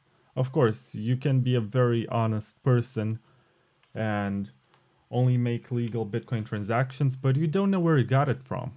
Maybe someone sends me a donation to my wallet and I take it and then I mix it, as in I combine UTXOs and send them to a CoinJoin, and I'm going to discover that, well, these coins come from, let's say, human trafficking or exchange hacks or drug dealing. I don't know. Is that my fault? No, it's not. But how can you actually assess? Like, how can you tell? Maybe that they have more advanced heuristics, and I was checking to see if the laptop is loading, charging, not loading. So maybe they have more advanced heuristics and they can assume that after a certain number of steps, the Bitcoin got clean and they're gonna let me coin join. But there are too many uncertainties about it, and it still remains to be seen. Tomorrow, when they launch the mainnet version, I'm gonna test it. I'm gonna see how it works. I'm gonna try it with a small Bitcoin amount to both do a coin join and then observe it on the public blockchain to figure out what it does and how it works. I hope, it would be hilarious if I discovered that there's something wrong with my UTXOs.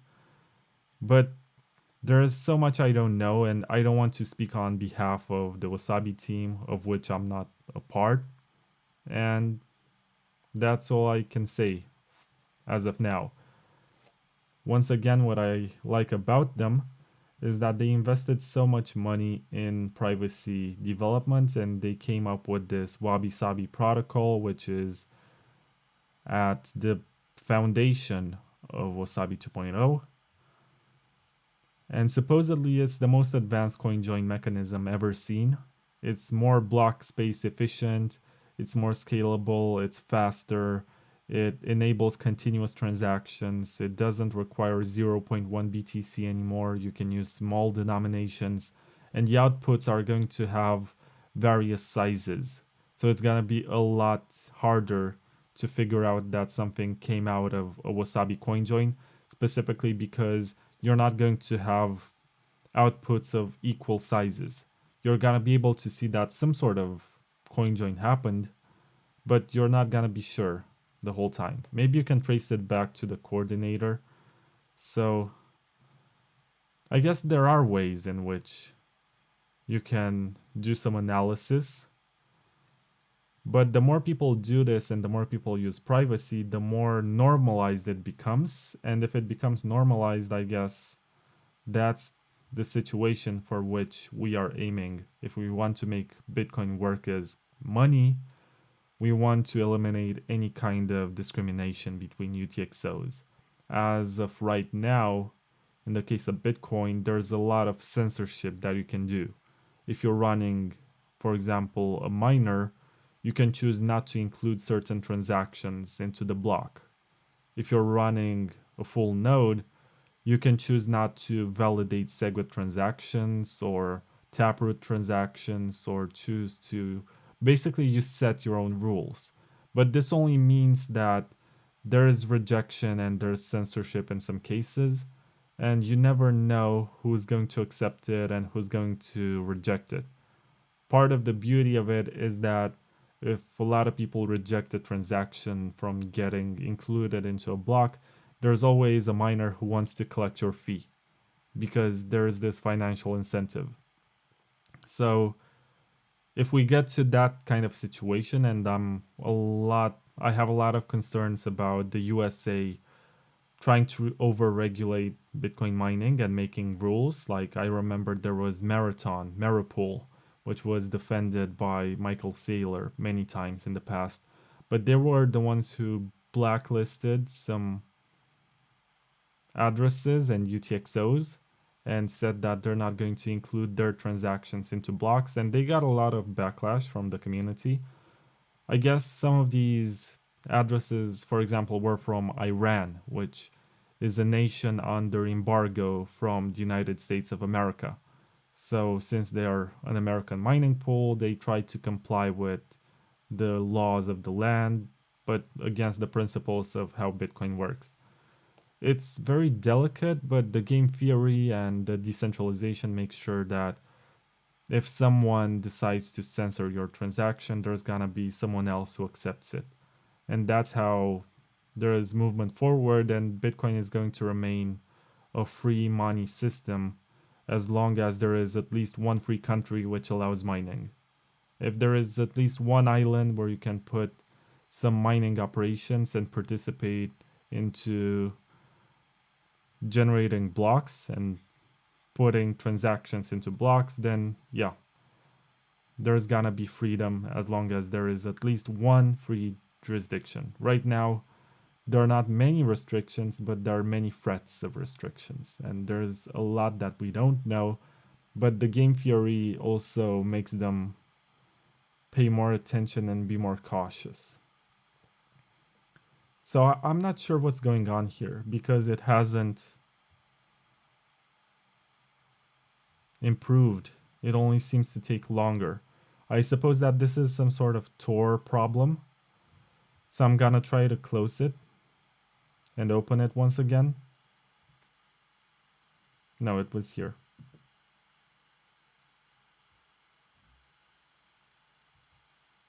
It's this one.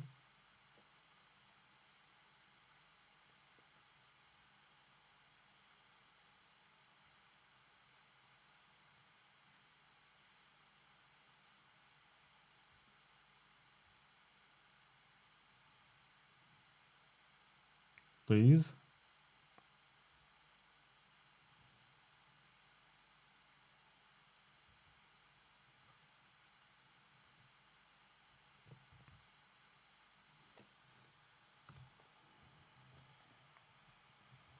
Let's see what's wrong. I can hear the fans in my laptop spinning like crazy.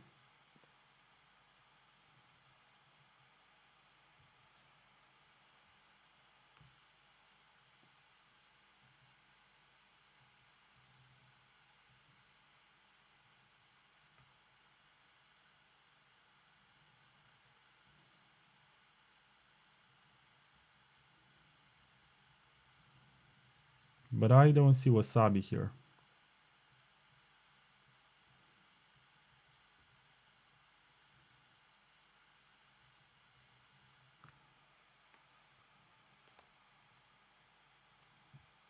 So maybe it was not a good idea to close it so early. At the same time, Why is it not? Or is it running in the background? It is running in the background, so I did not close it. I've only minimized it. This is how you're supposed to close it.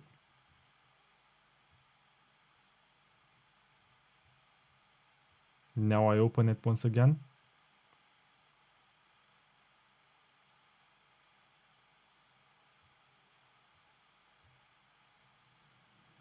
Of course, it's called Robert.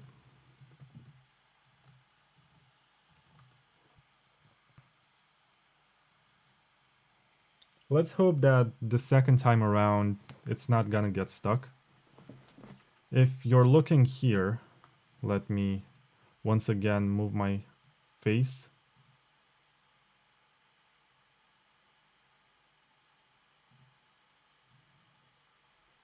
Okay, so if you look here, you're gonna see that it says that Tor is running, the backend is connected, there are 8 peers that are connected, and Bitcoin Knots is unresponsive for some reason. Let's wait to see what happens. It kind of sucks that that happened the first time, but I have a message from Silent Lab who says I will catch the repeat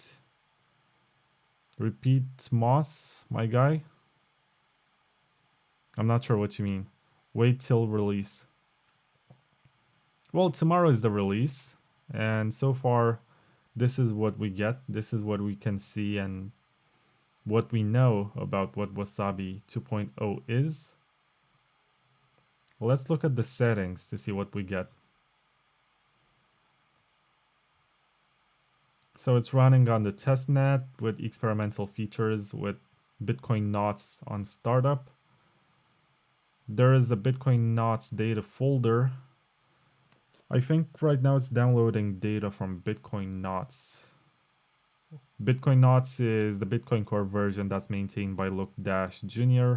It has some extra features on top.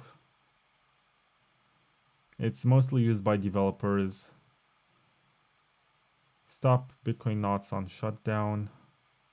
Dust threshold. This is important as what you want Wasabi to consider dust.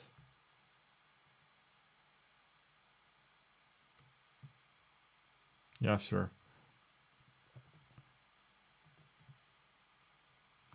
So this is what I want Wasabi to consider dust.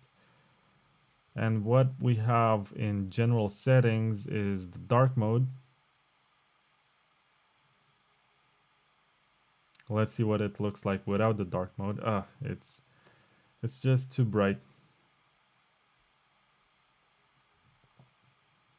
You can pick to run Wasabi when the computer starts, run in the background when Windows is closed. This is what tricked me earlier. Auto copy addresses, so if you copy a Bitcoin address and it's on the clipboard, it's gonna get pasted automatically. Oh no, sorry. This is the auto paste and this is the auto copy. When you generate an address, it's gonna be copied to your clipboard automatically, and auto paste can be convenient, but it also has some drawbacks. Network anonymization via Tor. This should not be, an option. You should not be able to opt out from this, as this is the whole point. You don't want anyone to know what you're doing and what your IP address is and who you are. So there is Tor by default, but you're not supposed to be able to turn it off. I don't get it. Terminate Tor when Wasabi shuts down. You can also do that. Fee display unit. You can use BTC or you can use sats, but I still believe that the superior unit for Bitcoin is bits. 1 Bitcoin equals 1 million bits. I think that's the perfect way to present it. Today, 1 bit is about 2 cents.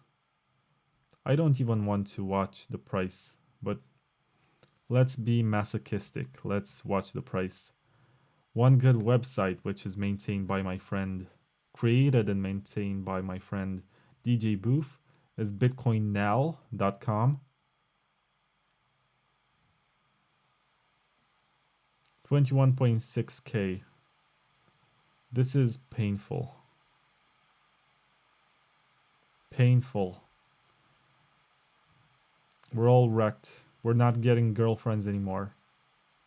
Do you want to bet on the price of Bitcoin? Bet all 4 coins. Sure. I want to bet that it's going up.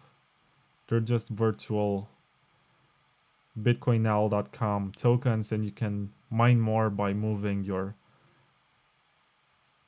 shovel across the screen. It looks like winter because we are in the middle of winter. And the bull is in the corner, but he's very small and cartoony and passive. He's not gonna use his horns to ram into anyone. Not anymore.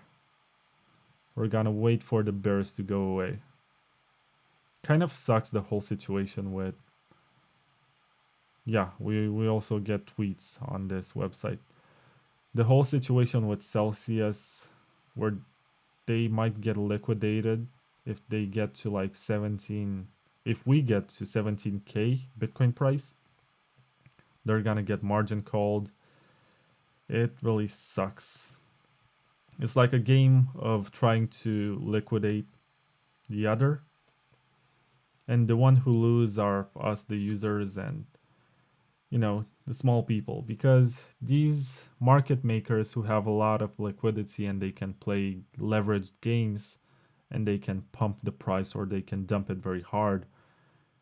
This is what they're waiting for. They're waiting for you to either actually to buy when they want to and to sell when they want to. That's what they're planning on, because that's how they diminish your purchasing power and they get more of your Bitcoin. If you have leveraged positions, then you're even more screwed. So what we can do here to avoid waiting for 2 hours, let's not run Bitcoin knots and run Bitcoin Core version. This should be better. Let's open Bitcoin Core. Why wait for Bitcoin knots to sync when we actually have a node? Like, it's a no-brainer. Why did I waste my time? And your time? And this video got longer because we waited for this sync.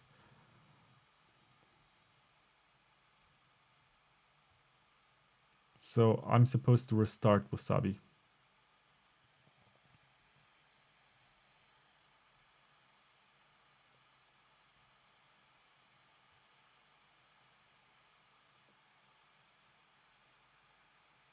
The laptop is kind of on the slow side, but it's kind of on purpose, as I presume that you don't have the latest model laptop if you're watching this, or if you do, it's better than mine, so you should have a better experience. I'm not here to flash any kind of technological advantage over you. If anything, I want to be handicapped by technology so that you get the better experience after you watch this. So I'm gonna wait for Bitcoin Core to download 350 blocks, and then we go to Wasabi. Let's hope it doesn't take 41 minutes, but likely there's a problem with the VPN. Happened to me before.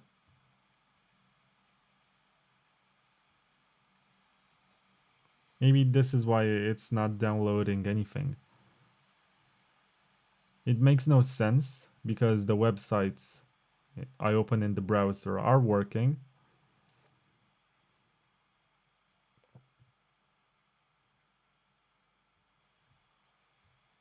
I disconnected from the VPN. It happened, so I had the same situation when I synced the full node. I guess there's an issue between the VPN and Tor, which makes everything slower, as right here, no, I'm not even connected via Tor. There's something wrong with communication here. Communication breakdown, that's a good Led Zeppelin song. So please be faster. It's not like I have too much time here. It's not like I haven't wasted a lot of time already. If you have time as we're waiting here, you can check out my magazines. It's in the description below. You get the free open source version in digital format, which you can print yourself, you can send to a friend, you can even sell. There is no restriction to that. It's published under the Creative Commons Zero license. So you can use it for any purpose you want. You can modify it, you can print it, you can sell it, you can distribute it. Just give me credit. Just be like, okay, this was made by this guy named Vlad. Don't try to put your name on it as if it belongs to you, because that means you're being dishonest. There is no legal recourse that's going to happen if you say that you've done my work, but it's verifiably mine, as it's already posted in lots of places and people actually own physical copies and stuff like that. I think that the magazine is like the pinnacle, the peak of my work so far. It's like the masterpiece of my 20s. I was 29 when I started writing for it. I was 30 when I launched it on my birthday. So I think it's my best work so far. If you have patience to read and you also like this magazine format where you also get pictures and other visual representations of stuff, I guess you're going to like it. I already have some requests for events and conferences that will print the magazine and hand it at the door. If you're coming next month to Mallorca at Mallorca Blockchain Days, let me show you the website.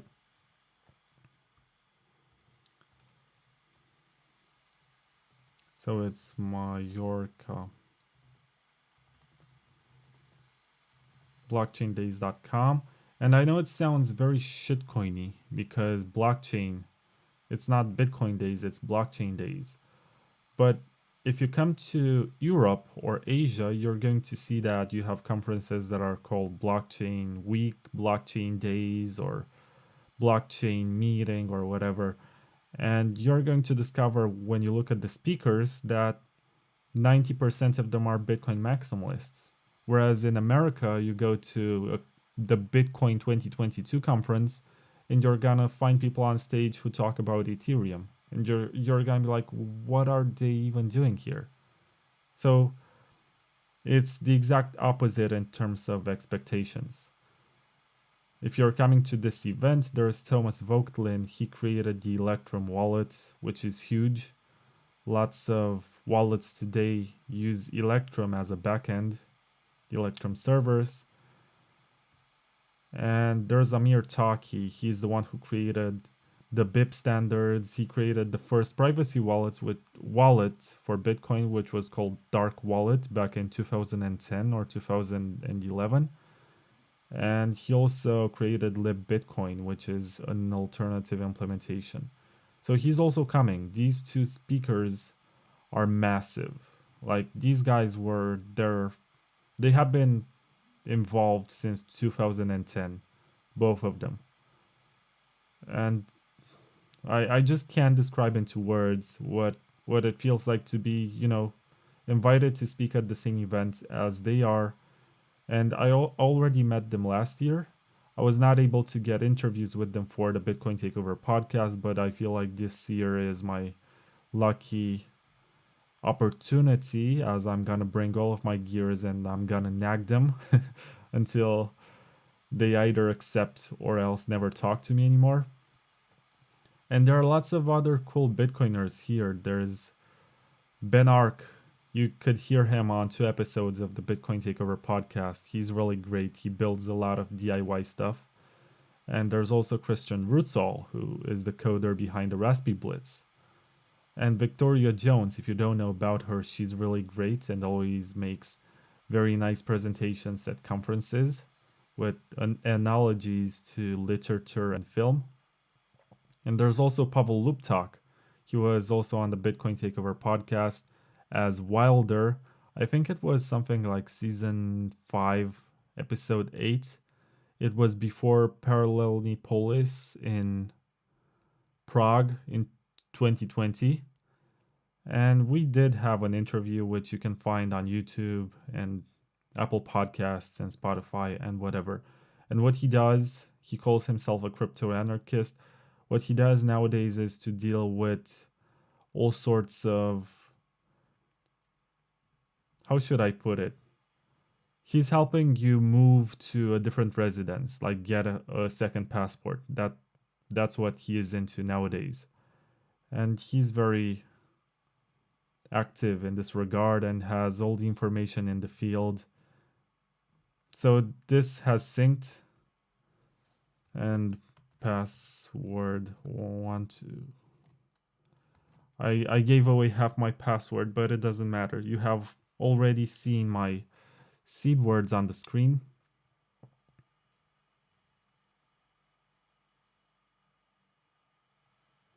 It should connect to the backend.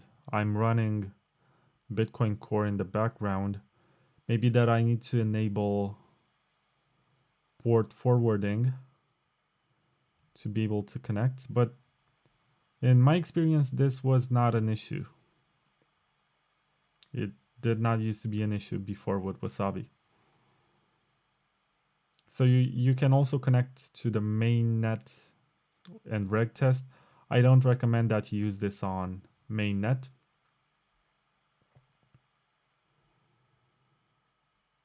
I need to figure out what my endpoint address is.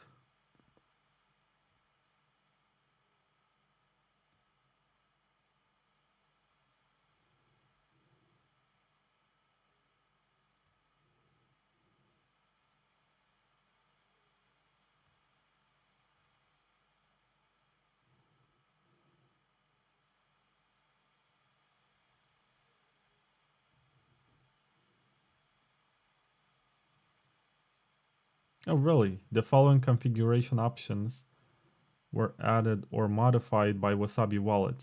Test server, test listen. Oh, but I'm not running. Yeah, this is on the mainnet. That's why it's not helping. I'm such a moron. So, how am I supposed to connect to a full node that runs on the mainnet when the wallet runs on the testnet?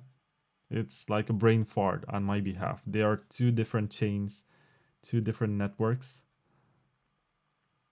So I'm supposed to either sync a full node on the testnet or else wait for this. I'm not sure what this is doing, what's happening here. It's taking too long. I'm not happy that this is the case. So let's get reckless, okay? Let's move this to the main chain just so you can see the wallet features. Let's restart Wasabi.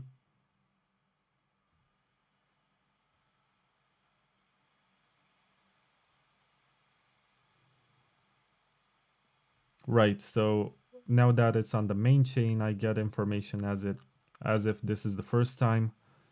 It's non-custodial, anonymous, open source. Let's get started. I'm supposed to create a new wallet once again. So let's proceed. This time I'm gonna call it Norbert because the first one was Robert.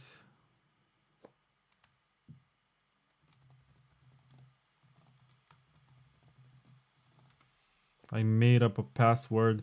You have these 12 words, which I'm supposed to also screenshot and proceed with the verification.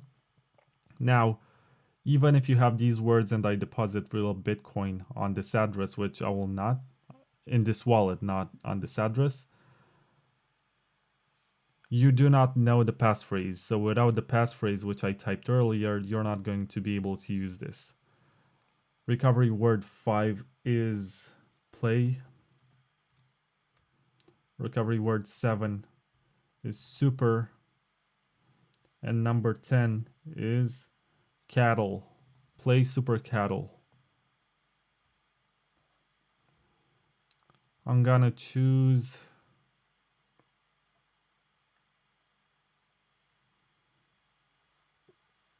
whatever. 63, continue. I just want to get to the wallet interface.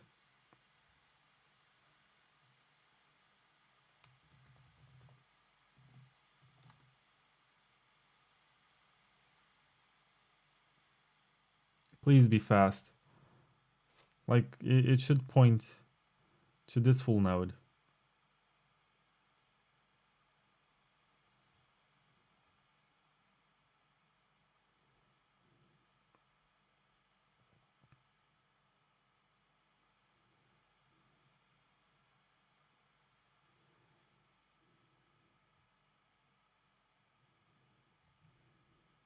As you can see, this is pruned to 6 gigabytes. So as soon as it stores 6 gigabytes, it deletes the previous data.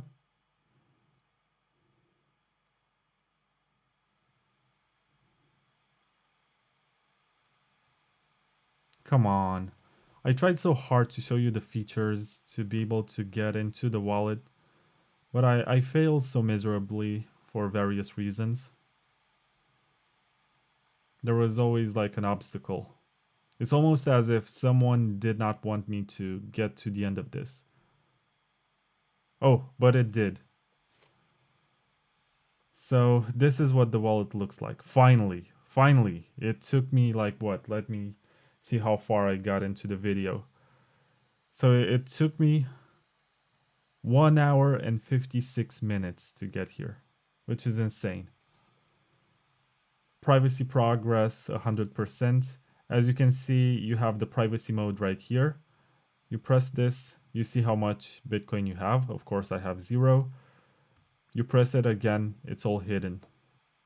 Let me move my face so you get to see more of this. You have this receive button, and you're supposed to type in, this is very important for Wasabi 2.0, you have to type in a label.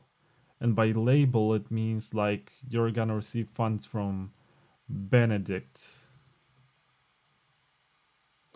the 9th. And you have this address, which is associated with Benedict the 9th. And then when you look at your address book and when you send transactions, like if you send a transaction from Benedict the 9th without CoinJoining, then Benedict the 9th is going to know that you have spent the money that he sent you. If he wants to know, he can look it up on the public ledger, right? So the idea behind this is that the wallet can warn you when you decide to spend your Bitcoin with whom you're sharing information about your transaction. And my camera just died because it's been such a long time that it ran out of battery. So let me just remove this extra inconvenience. You're not gonna be able to see my face, but since you saw it for such a long time, you know that I'm here and there's not somebody else who's talking. And what else do we have here? Wallet info, wallet settings, and wallet statistics. At statistics, you get information about your balance. So there's not much of a statistic to show here. Like you can get the exact same information in the main window. Even more, you get date, time, labels. Labels are the most important in Wasabi 2.0.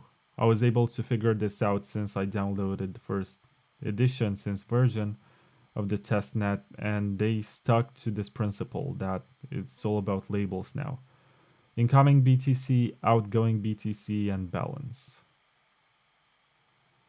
Wallet info.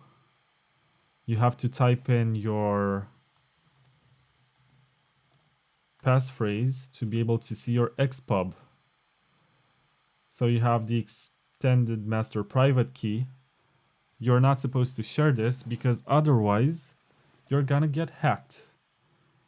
And you also have extended master ZPRV, Z private,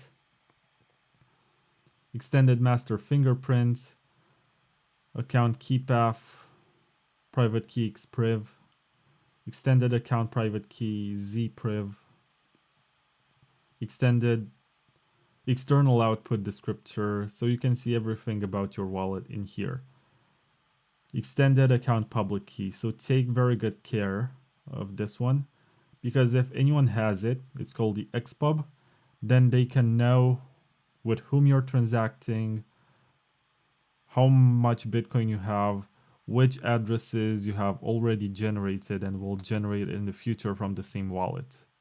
If you think that your XPub is compromised by being offered to a third party, and in this case, it's not the case because it's a sovereign kind of situation. It's connected to my own full node, which I'm running right here in Bitcoin Core. So I'm not revealing this information with a third party. Of course, the third party is you who's watching this. But let's presume that I'm not doing this demo and I'm all by myself and I'm running the Bitcoin full node and also have Wasabi on top. The extended account public key, the XPub, is not available to anyone else, so they don't know which transactions I'm making. This wallet is a dummy one anyway because I'm not going to deposit any coins in it. And you can once again come back to the settings that you have made. So you come here and you can go to wallet settings and you set okay, so if you have a higher amount than this today is like, so 20,000, 2,220 dollars worth of Bitcoin. So if you have more than $20, it will start a CoinJoin. If you have less, then it will stop. It's like a mechanism for you to decide how much balance you want to have in the end after the CoinJoins take place. As in, you decide your privacy budget. You decide how much you're allowing Wasabi to make you spend to make your UTXOs private. And you also have anonymity score target. Minimum score for a coin to be considered private. So it's more of a user interface convenience in here. Because of course you're going to see the amount of, like, the score that you received from 1 to 150, but it's up to you to decide when you think it's private. And here you can verify your recovery words. You can check your backup.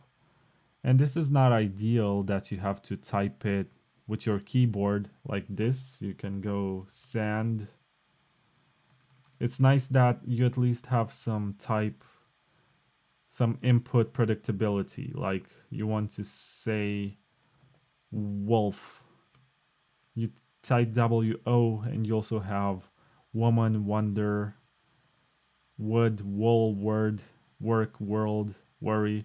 So if you have a keylogger or something that records your typing, you can only type the first letter of the word and then you scroll to find the one that you're searching for. But then again, you can also have your screen compromised. This is the kind of situation where it's preferable if you can use your hardware wallet, make use of it to type. With Wasabi, it's gonna be more difficult because the support is limited to PSBT devices like Cold Card and Seed Signer and the Ledger. And the Ledger is horrible at typing.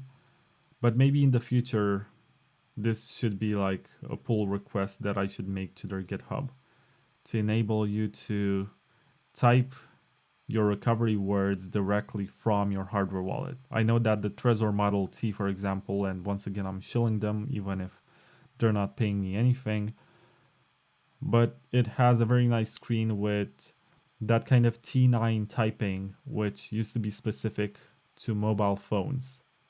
But the Trezor is reusing that obsolete type of technology for input to help you use that touchscreen to write your complete words in a safe environment.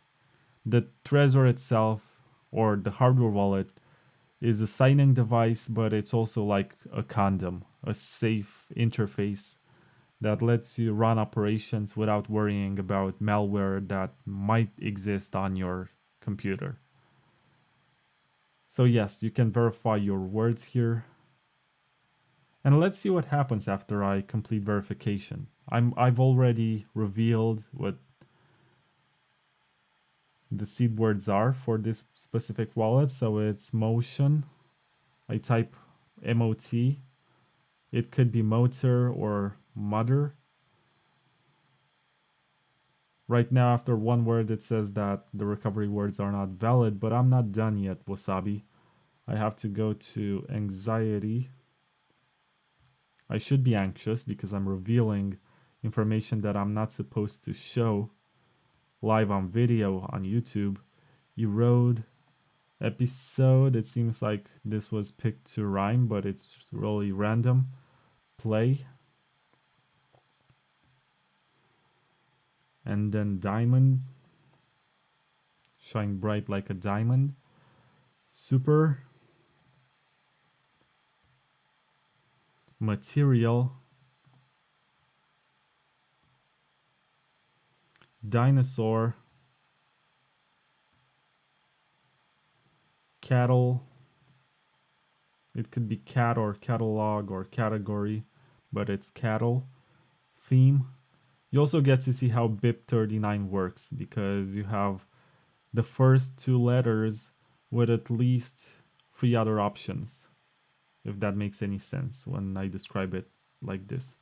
I type in BE and you have bachelor, bacon, badge, become, but I'm looking for behave. And now this line is blue. So before this, if I delete, the line is yellow. If I type in behave, there is a blue check mark here, which means that this one checks out, and then I verify it. Your recovery words have been verified and are correct. Now, why would you have such a feature in Wasabi Wallet? Maybe that you want to see if you wrote down your words correctly. After the verification process, you can see that only 3 of the words at random are being asked, and maybe that you have made a mistake. So before you deposit any funds, make sure you verify your backup. What else do we have here? Settings and advanced features. You can add a wallet. You can broadcast transactions. So you can import it or paste it from clipboard. If you import it, it means that you have a PSBT file, and this is what it says here. So it's something which is generated with a seed signer, a specter, a cold card, a keystone, or whatever. In settings, manage general settings, they are the exact same that I ran before. Where was it?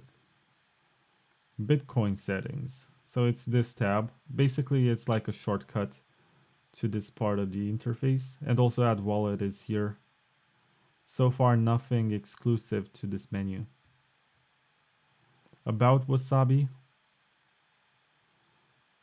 And this is where you can find the documentation. Advanced information. Compatible coordinator versions. Okay. What else do we have here in the wallet? Report a bug. It gets you to their GitHub page. As you can see, they have 331 open issues here.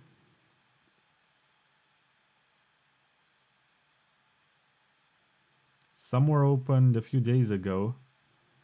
And this is useful. I hope that they were fixed or merged. Some have been assigned to people. There are pull requests that have been made. Let's take a random one. This is from 16 hours ago. From Marnix.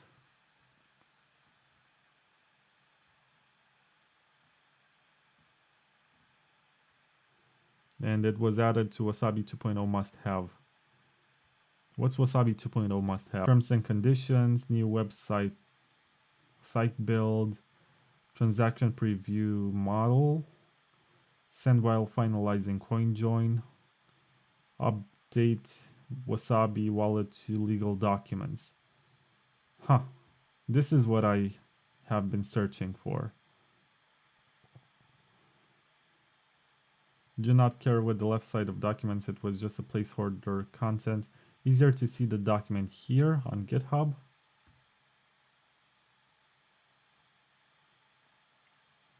So this is the 2022 version of the terms and conditions. So maybe right now, since I'm done with this, let's switch it back to testnet and let it sync. I can see that you have the config file and everything else here. You can verify that it's connected to the Bitcoin node, which is cool. Use Tor, so you know that it uses Tor.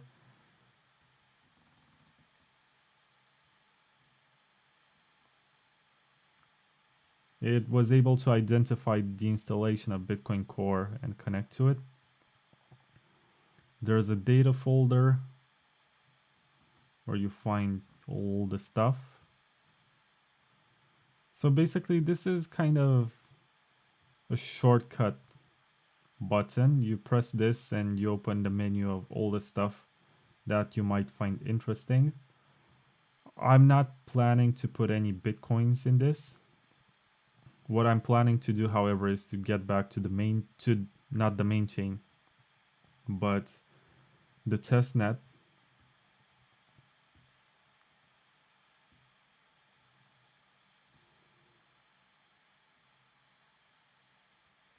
And let's restart.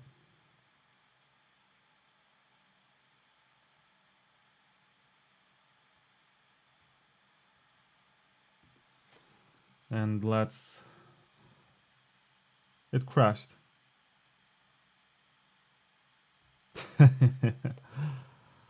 So there's an index file inconsistency detected.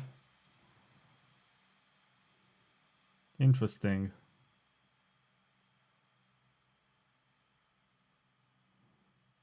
What they made here and what I find interesting is that they posted all of this copy log, and you're supposed to report what happened to them. You report what happened to you to the Wasabi developers, that's what I mean. So you have this feature, you just paste here and then you go to the GitHub repo. This is something new, but it gets you to the documentation where you're supposed to be searching for answers. So yeah, you have to click here to create your support request.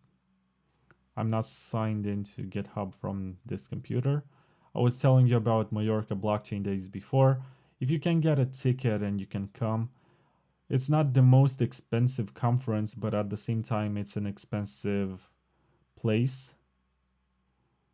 So I'm not sure if 175 euro is a lot to participate, but still, you have to pay for the hotel in Mallorca, which is a very expensive place.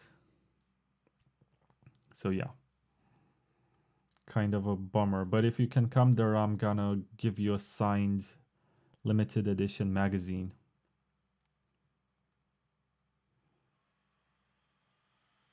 I need to open Wasabi once again. It's not here.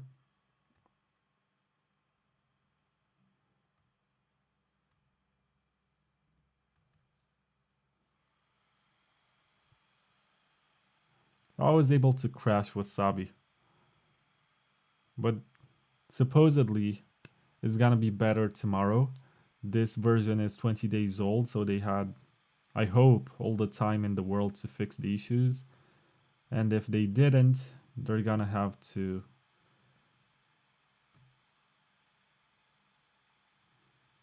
do something about it. Let's recover a wallet. I know that I have one wallet which has some testnet bitcoins. And let's see.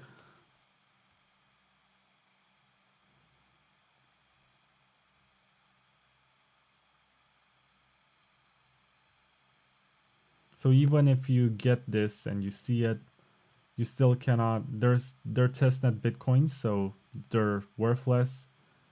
And also you need the passphrase to be able to spend them. And I'm not gonna give you the passphrase. I might need these testnet bitcoins in the future, so try not to hack me.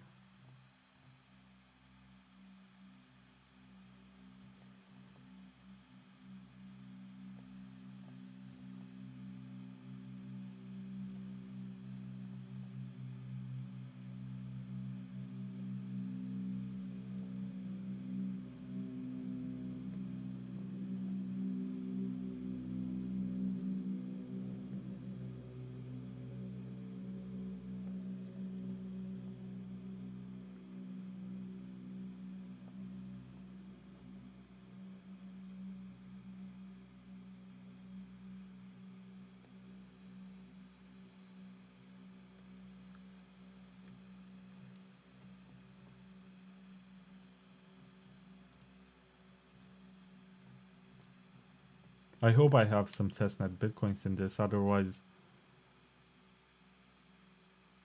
I'm just gonna maximize speed, thank you very much.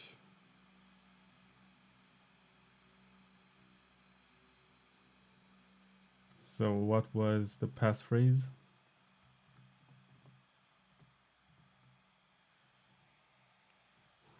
Right, so while I wait for this to be completed, let's pray it takes 5 minutes as it claims and doesn't get stuck or anything. Let's look at the updated terms and conditions, which can be found here in legal documents Wasabi Wallet 2, updated on the 15th of June 2022, which is today. The Wasabi team is committed to be fully transparent to its users, from its source code to the legal aspects of its services. The purpose of Wasabi Wallet is to provide privacy for its users, Bitcoin transactions. So it looks very similar to the old one. But let's scroll and let's find if there's anything about blockchain analysis.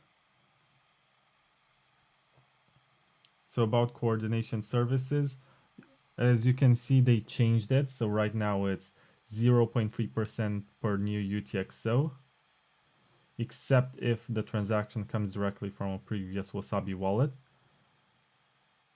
The transaction defines as a one-hop transaction. So this is interesting. So there is no charge if the transaction comes directly from a previous Wasabi 1.0 CoinJoin output. Basically, if you're migrating from Wasabi 1.0 to Wasabi 2.0, they're offering you free CoinJoins. I don't think they announced this in any way, so if you paid attention up to this point, this is a premiere. You're not gonna hear this anywhere else. Is there anyone still watching? It seems like there's one guy. And I'm very grateful that you are here paying attention to what I'm doing. My camera died. I've been doing this rambling for longer than 2 hours. This is the second time when I dive into a legal document by Wasabi, but I appreciate the fact that you're watching this. So yeah, you heard this here first, 0.3% per new UTXO transaction fee. And if you're migrating from Wasabi 1.0, you don't have to pay this 0.3%, but you still pay for the on-chain transaction. Prohibited activities and coin filtering. This was not here. So let's get back to this one. If you look at,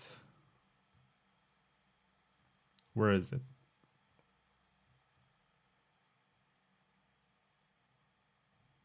Well, it's not here.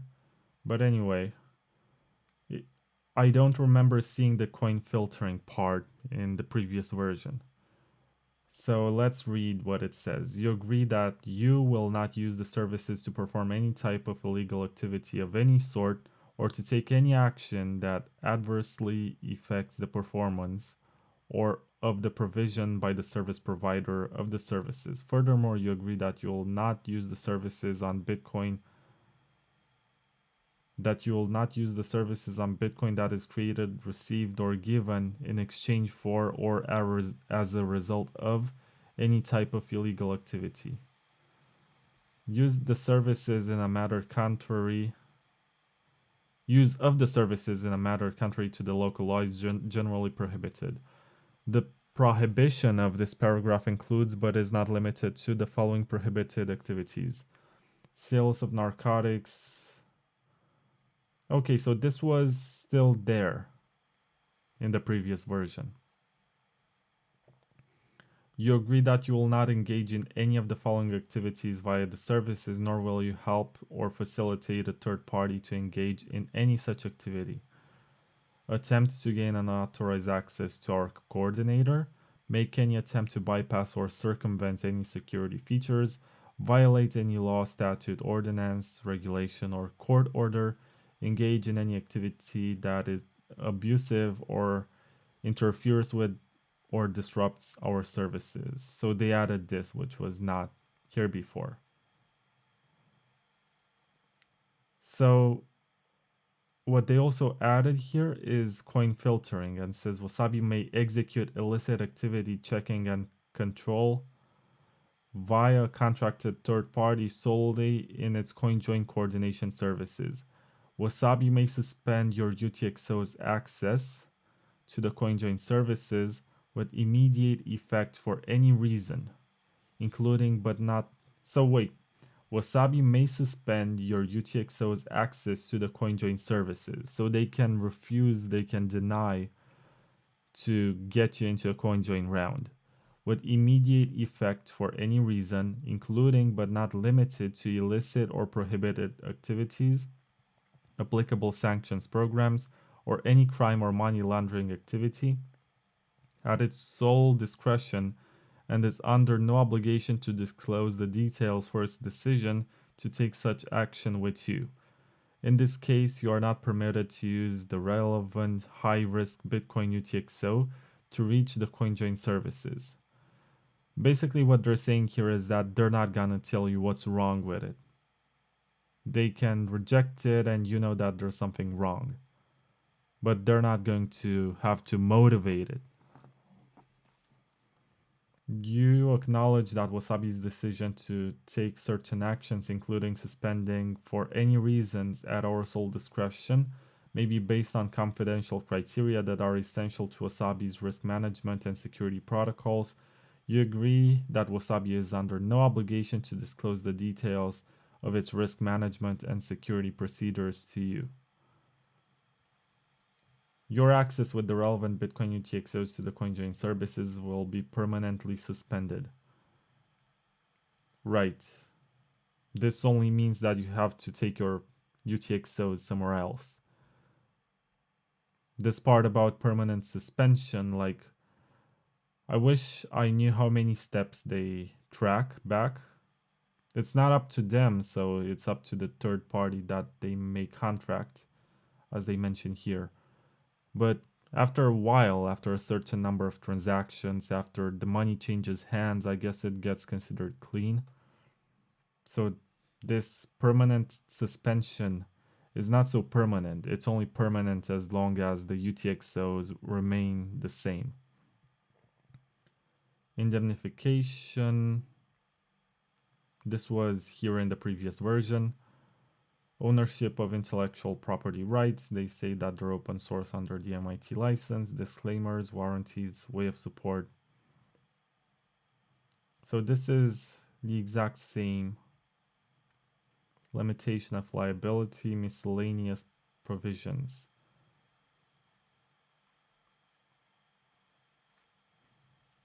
Arbitration.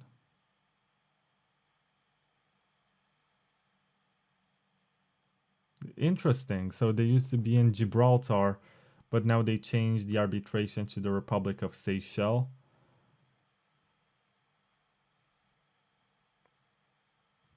I'm not sure what the difference is, but probably if I scroll to the bottom, in case you are a Gibraltar or Republic of Seychelles resident and willing to use Wasabi, please inform us in advance of the at the following address.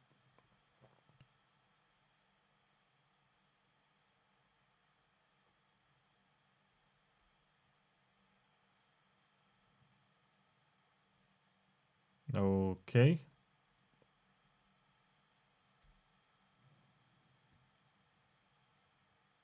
Yeah, so they moved to Seychelles, as it turns out.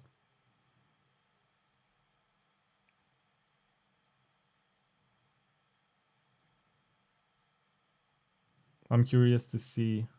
Okay, we expressly declare that we do not use cookies. This hasn't changed.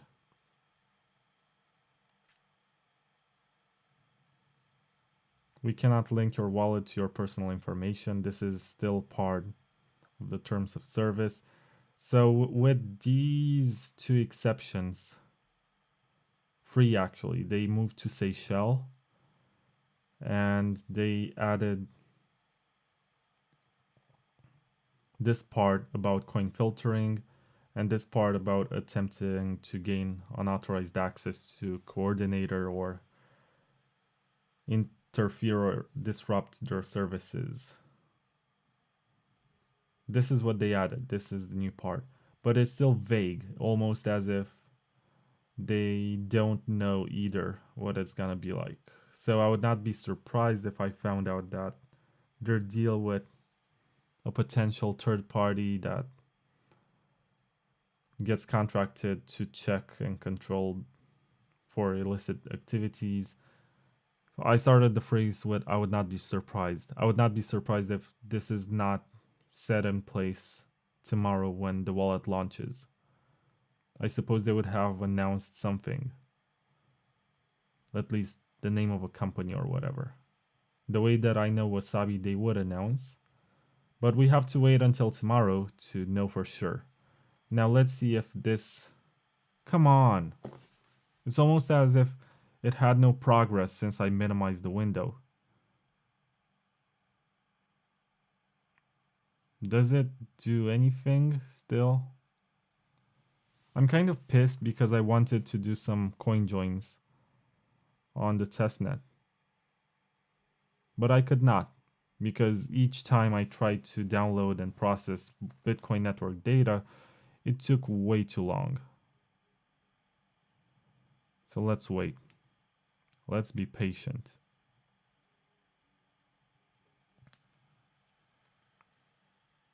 This is a pretty hardcore show now that I think about it. Last time I tried to verify PGP signatures and I went all the way into installing GPG, verifying it and stuff like that just to make sure that the Bitcoin core that I downloaded on Windows is the correct version. And this time around, I went through the legal documents of Wasabi to show you what exactly they added and what's different with 2.0 and how they describe this potential third party that runs verifications for illicit activities in the participants to the CoinJoin. I was also able, I guess, to basically bust some myths about what Wasabi cannot do, as there were a lot of rumors on Twitter from people who claimed that, I don't know, they were like one step away from implying that they run KYC AML on their platform, or that people who do not pass some sort of filter are not going to be able to use the wallet. The wallet is not non-custodial. Nobody can stop you from downloading it, forking it, using it, whatever. It's just the CoinJoin under their coordinator that is going to have some restrictions. If you don't like their coordinator, there might be another one that, you know, fits your use case. If there is no other coordinator for this Wasabi version, you can try Wasabi 1.0, which, as far as I can understand, they're going to support it until there are no more users. And if you don't want to use that one, you still have Join Market, you still have Mercury Wallet, which does coin swaps. And actually, I'm gonna post an interview for the podcast with Nicholas Gregory from Mercury Wallet. I think he did a tremendous job. I think that CoinJoins and coin swaps are excellent ways to get privacy, and they're kind of complementary if you ask me, but you don't have to take my opinion for it. And if you don't like Wasabi, you don't like Join Market, you don't like Mercury, you can still use Samurai, but be cautious. Like, since day one, run it on your own node. Because if you download the phone app and you install the wallet, they get your UTXO. And even if you take the same wallet and you recover it on your full node or dojo, that's the way they call their full node, still they have retained your XPub. And the incentive there is for you to continue to use that XPub, because when you install Samurai, it automatically generates an NFT. Just kidding. You get that avatar with a robot, which is random. And some people want to use that robot as a way to identify, to be known as community members, and they're gonna keep on using it. But this comes at the expense of leaking precious privacy information. As what's the point to have privacy against the rest of the blockchain if the company behind the wallet can reveal information about your transactions? So, kind of sucks. And if your coins are bought from exchanges, there is some blockchain analysis that they can do to figure out where it comes from, and the exchange might just leak information about you. That's why Samurai is very hard to recommend, because you need to know what you're doing. And even when you know what you're doing, there are still some shady parts about their dealings, but I'm not here to trash them. I think that competition is good. I just wish they improved instead of spending all time attacking people on Twitter. As far as I can see here with Wasabi Testnet, the time here is only increasing. I'm not seeing any progress. I'm not able to actually CoinJoin on the testnet, almost as if there is no node to connect to or something. I don't know, man. I've spent so much time trying to make this work. I was able to show you some features from the wallet, and I'm kind of proud that I was able to do it. And I'm pretty sure that there are not many people on YouTube who went so much in depth to show you what's going on. But I just wish something happened here to sync to 100% so I can show you how to participate in CoinJoins. I was able to show you the wallet part, but not the CoinJoin part. And maybe it's meant to be, maybe tomorrow after they launch the main chain version, maybe I'm gonna come back to this and try to CoinJoin on the mainnet and possibly show it on some blockchain explorer so you know and understand how it works. I wanted to not wait for such a long time. It turns out such a long time meaning, it's gonna be in less than 24 hours. But it still sucks that I was not able to use it on the testnet. And it also crashed once, so I hope that they fix this. And I'm gonna be paying attention to what they're up to tomorrow. So thank you very, very much for supporting my work by watching it. If you also want to support it by listening to my other content or reading what I've been up to, you have links in the description to my podcast, to my magazines, and everything is available to you for absolutely free. You don't have to give me any money. If you want, you can make me donations, and that's pretty much it. But I'm never gonna charge you anything for accessing the content. I grew up in a world where everything on the internet was accessible for free, and people were willingly creating all sorts of walkthroughs and tutorials and explanation. In the beginning, they were texts like guides, but afterwards they were internet videos, and then they got to the YouTube era. But I'm happy that I get to contribute to all of this ecosystem and I get to help people figure out sovereignty. And I hope that you found this video useful. It just means that my time was not spent here in vain, even though I've also learned something new. So once again, thank you very much for watching, and I'm gonna try to be back with the main chain version, and that's also where it gets serious and where the incentives are high and where we're gonna observe what's going on. As for the testnet version, I'm very sorry, buddy, but you did not work tonight. And it's 2:50 a.m. where I live, so I need to also catch some sleep. So thank you again. I'll see you hopefully tomorrow and see what's going on with Wasabi 2.0 mainnet launch.